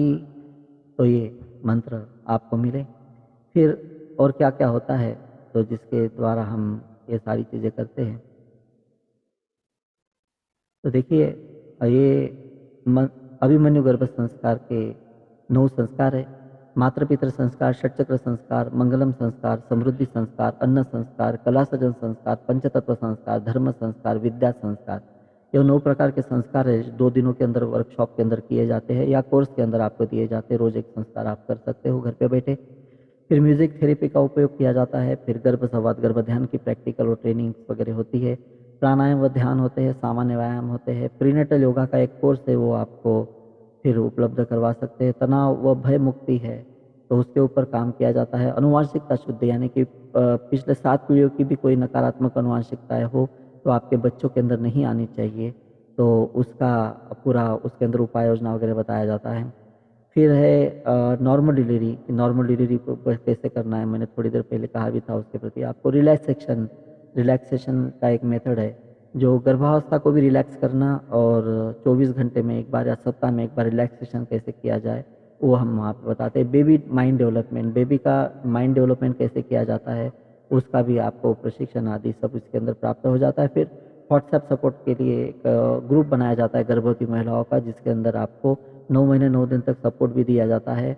और 9 महीने तक आपको हर महीने 2-3 सेशन होते हैं हमारे गर्भ संस्कार के ऊपर। 3 सेशन तो मिनिमम होते हैं, कई बार 4 हो जाते, 5 भी हो जाते हैं, लेकिन 3 मिनिमम सेशन जो है वो आपको वहाँ पे प्रोवाइड किए जाते हैं। लाइव जूम सेशन जैसे आप हमारे पास अभी कर रहे हो, ऐसे ये सेशन कर रहे हो, वैसे अलग अलग विषयों के ऊपर महीने में 3-4 सेशन आपको वहाँ पे प्राप्त होते हैं। ये ऑफलाइन जो वर्कशॉप करने वाले पार्टिसिपेंट उनको भी मिलता है, और ऑनलाइन कोर्स करने वालों को भी वो सेशन मिलते हैं। तो उस व्हाट्सएप ग्रुप के अंदर वो सेशन की लिंक आती है, तो आपको वहाँ पे प्राप्त होगे। फिर बच्चा जन्म लेने के बाद भी एक पेरेंटिंग ग्रुप होता है सभी मदर्स का, मम्मी का, तो वो उसके अंदर भी आपको सपोर्ट दिया जाता है बाद में। लेकिन फिलहाल आप गर्भावस्था के ग्रुप के अंदर ऐड हो सकते हो। फिर ये संस्कार के अंदर माता पितृ संस्कार, यानी कि बच्चे के ऊपर माता पितृ संस्कार किया जाता है, माता पिता पर नहीं, लेकिन उसके अंदर भूमिका आपकी होती है। षटचक्र संस्कार ये सबसे बड़ा वैज्ञानिक संस्कार है एक तरह से देखा जाए तो बच्चे के दिव्यता जो इसके अंदर निश्चित की जाती है। मंगलम संस्कार, यानी कि मैंने उल्लेख किया था बीच में इसका, वो समृद्धि संस्कार, यानी बच्चे को धनवान बनाने के लिए जो संस्कार किया जाता है वो समृद्धि संस्कार है। अन्न संस्कार के प्रति मैंने बात की। कला सजन क्रीड़ा संस्कार, यानी 36 प्रकार के खेल थे जो गर्भावस्था के अंदर खेले जाते थे प्राचीन अवस्था पे, प्राचीन काल के अंदर, तो उसके ऊपर बात की जाती है। फिर कला सृजनात्मकता का उपयोग कैसे प्राचीन काल के अंदर किया जाता था बच्चे के डेवलपमेंट के लिए, तो उसका भी वहाँ पे प्रशिक्षण आदि दिया जाता है। पंचतत्व संस्कार, यानी पंचतत्व से जो बच्चे का शरीर बनता है तो उसके ऊपर संस्कार करने के लिए पंचतत्व संस्कार है। धर्म संस्कार, यानी कि धर्म को छोड़कर हम गर्भ संस्कार को पूरा नहीं कर सकते, तो धर्म संस्कार क्या होता है वास्तविकता के अंदर, तो वहाँ पे बताया जाता है, कुछ सूचनाएं उसके अंदर दी जाती है। विद्या संस्कार बच्चे को विद्वान बनाने के लिए वहाँ पे दिया जाता है। जिस भी क्षेत्र के अंदर जाए उसको पूरी विद्या ज्ञान उसको वहाँ पे प्राप्त होवे, तो उसके लिए वो वहाँ पे किया जाता है। तो इस प्रकार से ये फिर कैसे बच्चे आप पा सकते हो, तो design and configure your baby before it is born by Abhimanyu गर्भ संस्कार। अभिमन्यु गर्भ संस्कार के द्वारा, यानी कॉन्फ़िगर शब्द मशीन के लिए है, लेकिन एक समझने के लिए मैंने आपको यहाँ पे कहा कि बच्चे के अंदर ये भाव रूपांतरित कर सकते हो, आपका बच्चा कैसा निश्चित कर सकते हो, तो वो हेल्दी होगा, वेल्दी होगा, स्ट्रॉन्ग होगा, टैलेंटेड होगा, इंटेलिजेंट बना सकते हो, उसको ब्रिलियंट बना सकते हो, आर्टिस्टिक बना सकते हो, स्पिरिचुअल बना सकते हो, अट्रैक्टिव बना सकते हो, victorious, religious, dynamic, powerful, impressive, grasping power उसका ज़बरदस्त होगा, सेंसिटिव, बहुत अच्छे से वो समझ पाएगा सारी बातों को, सोशल नेचर का रहेगा, डिवोशनल रहेगा। ऐसे सारी चीज़ें आप निश्चित कर सकते हो इन संस्कारों के माध्यम से। आप जो चीज़ इसमें से जो चीज़ चाहो वो चीज़ ज़्यादा भी डाल सकते हो, आपकी इच्छा हो ये चीज़ मेरे बच्चे में ज़्यादा होनी चाहिए तो वो भी कर सकते हो। या अपने नेचर में से कुछ चीज़ें रिमूव कर सकते हो और कुछ चीज़ें अपने नेचर की बच्चे के अंदर ऐड कर सकते हो। तो ये सारी चीज़ें यहाँ पे हो सकती है गर्भ संस्कार के द्वारा। ये बुक है जिसका 50,000 से भी अधिक बिक्री मतलब सेल अभी तक हुआ है। तो हिंदी और मराठी, गुजराती और इंग्लिश 4 भाषाओं में उपलब्ध है। गुजराती और इंग्लिश के अंदर ई बुक है, किंडल एडिशन में आपको मिल जाएगी, लेकिन हिंदी मराठी के अंदर हार्ड कॉपी है। तो जो भी कोर्स ज्वाइन करता है, वर्कशॉप ज्वाइन करता है, उसके अंदर हम इसको प्रदान करते हैं। तो ऑनलाइन कोर्स की जो फीस है वो है 2,700 रुपये, 2,700 रुपये। उसकी फीस 2700 है, 2,700 ऑनलाइन कोर्स का, जिसके अंदर 1 महीने का कोर्स आपको पूरा मिलेगा, जिसके अंदर 18 सेशन आपको कंप्लीट करने हैं और साथ ही साथ 9 महीने तक 3 सेशन जो कंपलसरी कॉम्प्लीमेंट्री सेशन है वो आपको मिलेंगे। ये बुक आपके घर पे आ जाएगा। तो इस तरह से और ये वाला प्रीनेटल योगा का डीवीडी या कोर्स आपको उपलब्ध करवाया जाएगा। जो ये सत्र समाप्त होने से पहले 10 मिनट के अंदर एनरोल करेगा उसके लिए ये ऑफर है। और फिर अ, आपको जैसे बच्चा आपको एक रिक्वेस्ट कर रहा है कि उसको ये ज़रूरत है, तो बच्चे की ही अंतर प्रेरणा से आप यहाँ तक पहुँच पाए थे। तो मैं इसके लिंक्स जो है वो आपको यहाँ पे चैट बॉक्स के अंदर भी डाल रहा हूँ, या ये क्यूआर कोड स्कैन करके आप इसको पेमेंट आदि कर सकते हो। लेकिन अभी 10 मिनट के अंदर क्यों करना है, क्योंकि क्विक डिसीजन लेने वाले बच्चे अगर आपको चाहिए कि क्विक डिसीजन लेने वाले बच्चे, तो आपको तुरंत एक्शन लेना चाहिए। जब कोई अच्छी ऑफ़र मिलती है या कोई अच्छा संदेश मिलता है आपको, तो उसको तुरंत स्वीकार करना चाहिए। तो एक ऐसा काम है जिसको अगर आपने तुरंत कर लिया तो बच्चा क्विक डिसीजन लेने वाला बच्चा आपको मिलेगा। नहीं तो कुछ लोग सोचते रहते हैं गर्भ संस्कार के लिए भी 9 महीने हैं, कल करेंगे, परसों करेंगे, अगले महीने करेंगे, करते-करते पूरे 9 महीने बीत जाते हैं, लेकिन गर्भ संस्कार कर नहीं पाते। लेकिन आज अभी इसी वक़्त हमने ठान लिया और अभी हमने पेमेंट कर दिया और अभी हमने एक कोर्स को ले लिया, तो तुरंत हमको एक क्विक डिसीजन लेने वाला बच्चा भी मिलता है और एक समाधान भी होता है कि हमने अच्छा निर्णय लिया है। नहीं तो ऐसे बच्चे, ऐसे लोग होते हैं दुनिया के अंदर, कल-कल करते-करते ज़िंदगी बीत जाती है, लेकिन कुछ भी नहीं करते और फिर समय ज़िंदगी समाप्त होने का आ जाता है। ऐसे 9 महीने 9 दिन हैं, कल-कल करते-करते 9 नहीं महीने 9 दिन बीत जाते, कुछ भी नहीं कर पाते। आखिरी दिन अफ़सोस होता है कि काश हम कर देते, टाइम निकालते, लेकिन निकाल नहीं पाते। तो आज करे सो कल करे सो आज करे सो अब। तो इस बात से लेकर आप प्रेरणा लेकर अभी तुरंत इसको जॉइन करें। तो अभी मेरे हिसाब से जी, मैं देख रहा हूँ अभी कुछ 5 लोगों ने पेमेंट किया है इतनी देर के अंदर ही मैं बोलने तक, क्योंकि सीधे क्यूआर स्कैन हो जाता है। 5 लोग, किन किन ने किया नहीं मुझे ध्यान, नाम मैं बाद में देखता हूँ, लेकिन 5 लोगों ने पेमेंट यहाँ पे कर भी दिया है। तो ये बहुत सुंदर अवसर है आपके लिए बच्चे की तकदीर को सुनहरा बनाने का। और जिन्होंने भी पेमेंट किया है उनके लिए बच्चे की तरफ से थैंक्स का ये पोस्टर है जो आप देख सकते हो।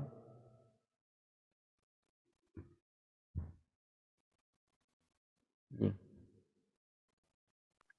हाँ सर, मुझे ये पूछना था कि ऑनलाइन सेशन में टोटल कितने क्लासेस होंगे और वो हम कब ज्वाइन कर सकते हैं? आज अभी से ज्वाइन कर लीजिए, आज से स्टार्ट हो जाएगा आपका जो सेशन है। आपने टाइम के हिसाब से कभी भी कर सकते हो। 18 सेशन है, 18 सेशन है और वो ऑलरेडी लोडेड है, लेकिन आपको देखते समय ऐसे लगेगा क्योंकि उसके अंदर एक्टिविटी है, मेडिटेशन है, सब है, सारी चीज़ें आप करते जाते हो, सुनते जाते हो, तो फिर आपको वो सब ऐसे लगेगा इंटरेक्टिव, आप सब सामने ही कर रहे हो मेरे। तो आप वो कर लीजिए अपने टाइम के हिसाब से। रोज़ाना एक कर सकते हो, 8 दिन में भी कर सकते हो। 1 महीना देने का उद्देश्य केवल ये है कि आप 1 महीने में कम से कम उसको कंप्लीट करो और बाद में अगर आपको वापस रिन्यू करना है तो 100 रुपीज़ देकर उस कोर्स को आप रिन्यू करवा सकते हो। लेकिन इसी फीस के अंदर आपको 9 महीने के सेशन भी मिल रहे हैं, उसको रिन्यूएशन की ज़रूरत नहीं है। केवल मेन कोर्स जो है उसको रिन्यूएशन अगर करना है तो 100 रुपीज़ आपको नेक्स्ट मंथ या बाद में देना है। तो जो सेशन है 3 सेशन जो होते हैं वो ज़्यादा कर वीकडे में होते हैं और शाम को 7:30 बजे से स्टार्ट होता है। वो बुधवार या गुरुवार को आमतौर पर हम लेते हैं, मंगलवार या गुरुवार को हम लेते हैं। तो वो सेशन आपको हर महीने मिलते रहेंगे और ये बुक है जो आपके घर पे आ जाएगा। तो आप किसी भी टाइम ज्वाइन कर सकते हो, सुबह शाम दोपहर कभी भी कर लो, अपने टाइम के हिसाब से सेशन कंप्लीट करो और बार बार रिपीट भी कर सकते हो उसको। जी, और कोई प्रश्न? नहीं, मतलब मुझे ये पूछना था कि वो ऐप के थ्रू हमें वो सेशंस करने हैं और आप लिंक भेजोगे पेमेंट होने के बाद? पेमेंट होने के बाद वो पूरा कोर्स है जो रेडी एक साथ आपके पास आ जाता है। एक दिन में 2 सेशन भी कर सकते हो, 1 भी कर सकते हो। वेब पोर्टल है हमारा, कृष्णयोग.com के थ्रू आता है वो। तो आपका जैसा एक्टिवेशन हो जाएगा तो आपको आपका पूरा कोर्स नज़र आएगा और उसके अंदर से एक-एक सेशन आप कर सकते हो, टाइटल देखकर। ओके, और वैलिडिटी 30 डेज़ की है ना? हाँ, वैलिडिटी 30 डेज़ की है, लेकिन हमारी राय होती है कि आप लगातार 1 सेशन करके दिन में 2 या दिन में 1 करके कंप्लीट करो। गैप ज़्यादा मत डालो और बहुत ज़्यादा अगर टाइम नहीं मिल रहा है, वर्किंग हो वगैरह कुछ ज़िम्मेदारियाँ हैं, तो आप 1 महीने में कंप्लीट करो। तो 1 महीने की वैलिडिटी है और उसको आप बढ़ा सकते हो बाद में ₹100 देके। Okay, thank you sir, thank you. जी, और कोई प्रश्न?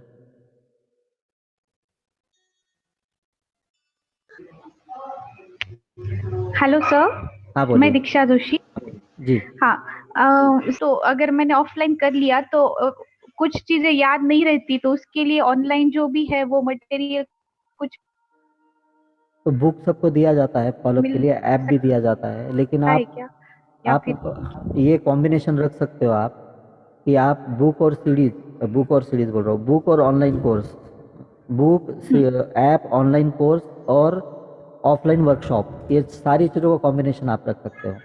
तो मेरा एक कहना है कि जिन्होंने ऑफलाइन किया है ऑनलाइन भी करे, जो ऑनलाइन कर रहे हैं वो ऑफलाइन भी करने की कोशिश करें और दोनों नहीं जमते तो दोनों में से एक पक्का करें। अब अगर आपको ये ऑप्शन लेना है कि ऑफलाइन और ऑनलाइन में से एक ही करूँ मैं, तो ऑफलाइन को पहले प्राथमिकता दीजिए, जो लाइव वर्कशॉप होता है उसको पहली प्राथमिकता दीजिए, ऑनलाइन को सेकंड। क्योंकि ऑनलाइन की कुछ अपनी खूबियाँ हैं, ऑफलाइन की कुछ अपनी खूबियाँ हैं, लेकिन ऑफलाइन में आप डायरेक्ट हमारे सामने होते हो, सारी गर्भवती एक साथ मिलकर साधनाएँ करती है। लेकिन हमारी राय ये रहेंगे कि आप दोनों कीजिए, तो दोनों आपके लिए बहुत ज़्यादा अच्छा रहेगा। और जिनको ऑफलाइन पॉसिबल नहीं है, उनके लिए ऑनलाइन अब एक वरदान की तरह है, ऑनलाइन कोर्स वरदान की तरह है और दोनों कर लो तो सोने पे सुहागा है, सोने पे सुगंध है। ठीक है? सर 30 सेकेंड अगर आप दोगे मुझे तो कुछ बात करनी है। बहुत बहुत अच्छा लगा करके, मेरी दीदी ने किया था, ऑफलाइन किया था नांदेड़ में। तो अभी वो बच्चा भी आप जैसे बोल रहे हो वैसा ही है, मेरा भांजा। तो उसके लिए बहुत बहुत ज्यादा थैंक यू। दीदी आपसे नहीं बात कर पाएंगी इसलिए मैंने बोल दिया। जी, जी, धन्यवाद। ऐसे हमारे पास मतलब बहुत सारे वीडियोज़ भी है, बहुत सारे एक्सपीरियंस भी है। जैसे यहाँ पे भी मेरे हिसाब से 2-3 अनुभवी लोग हैं जिनको ऑलरेडी पहले प्रेगनेंसी में थे और सेकंड प्रेगनेंसी में यहाँ पे मौजूद है। लेकिन अभी इतना समय नहीं है कि सबका हम एक्सपीरियंस देते रहे। अगर कोई बताना चाहे जिसको ऑलरेडी बच्चा है गर्भ संस्कार का और वापस सेकंड प्रेगनेंसी में है, कोई है तो बताए एक आध कोई। कौन? हाँ, कौन? कोई है तो बताए। जय श्री कृष्णा। हाँ, जय श्री कृष्ण। हाँ, बोलो। हाँ, मेरी फर्स्ट बेटी गर्भ संस्कार आपसे लिया था, तो तब मैं जब फर्स्ट टाइम प्रेग्नेंट थी तब। अभी तो एक्सपीरियंस आप मिल चुके हो अभी 2-3 हफ्ते पहले ही उससे। हाँ, मैंने बेटी से आपकी जा- बेटी से मिला है। बहुत ही एक्सपर्ट है। सबसे ज्यादा एक्टिव। हाँ, जय श्री कृष्ण बोल। जय जय श्री श्री कृष्ण बोल। कृष्ण, जय श्री कृष्ण। श्री कृष्णा। हाँ, ठीक है, लेकिन इनके अनुभव जो है बड़े अद्भुत होते हैं, जो भी जिन्हों ये सेकंड टाइम प्रेग्नेंट है इसलिए अभी यहाँ पे मौजूद है। तो फर्स्ट प्रेगनेंसी में इन्होंने भी शिविर किया है। जो एक बार हमारा कोई कोर्स ले लेता है तो सेकंड प्रेगनेंसी में तो आता ही आता है। इवन उनके भाभी, ननंद, सहेलियाँ, रिश्तेदार सब लोग आते हैं। एक बार इस परिवार में ज्वाइन होने के बाद फिर आपको ऐसे हमेशा कुछ ना कुछ मिलते रहता है। हम साल में कई प्रोग्राम लेते रहते हैं, वो भी आपको ऐसे मिलते रहते हैं। तो आप ज्वाइन कीजिए और मुझे लगता है कि यहाँ पे सर, मौजूद हर नया व्यक्ति ज्वाइन कर रहा है। काफ़ी पेमेंट आ रहा है, मैं देख रहा हूँ मोबाइल की स्क्रीन के ऊपर कि अच्छे खासे पेमेंट आ रहे हैं, तो आप करो। ठीक है, और कोई? हाँ, सर, बोलो।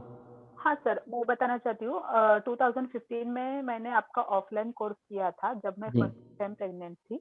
जी, तो मैंने 2 बार जॉइन किया था, एक चौथे महीने में और दूसरा 7वें महीने में। जी, ऑब्वियसली उसके बहुत ज़्यादा अच्छे बेनिफिट है। जी, touch wood to my baby, my daughter. लेकिन उसकी हेल्थ है वो बहुत अच्छी रहती है, वो बहुत जी, ज़्यादा एक्टिव है, उसकी थिंकिंग क्लियरिटी अच्छी है। मतलब जो बोलती है वो उसने जल्दी बोलना स्टार्ट किया, स्पष्ट बातें करती है वो बहुत ज़्यादा। जी, जी। तो ये सारी जो और मतलब सोसाइटी के में इसमें हमें हमें उसके मम्मी-पापा ये आरोही के मम्मी-पापा है, ऐसी हमारी पहचान बन गई है अभी सोसाइटी अरे में। वाह, वाह! तो वो ऐसी है, मैंने किया था तो उसके बहुत सारे अद्भुत लाभ है। बस खेद इतना है कि सेकंड टाइम के प्रेगनेंसी में वो मैं कर नहीं पाई क्योंकि मतलब नहीं ऑफ़लाइन नहीं किया टाइम तो क्या हुआ? ऑनलाइन तो कर ही रही हो ना, तो ऑनलाइन के अंदर भी सारी बातें हमने तो दी तो है। तो आपको मतलब ऐसा कोई अफ़सोस रखने की आवश्यकता नहीं है। आप कर ही रहे हो। पहला अनुभव आपके पास है ही गर्भ संस्कार का और ये ऑनलाइन आप कर ही रहे हो। ठीक है, फिर हम आज के सत्र को यहाँ पे समाप्त करते हैं। स्वस्थ, सुदृढ़, सौभाग्यशाली, धनवान, विद्वान, निर्दोष, दीर्घायु, निर्भय, आनंदमय, स्वस्थ और दिव्य संतान के लिए आपको हार्दिक शुभकामनाएँ और फिर से मिलेंगे। जय श्री कृष्ण। जय श्री कृष्ण।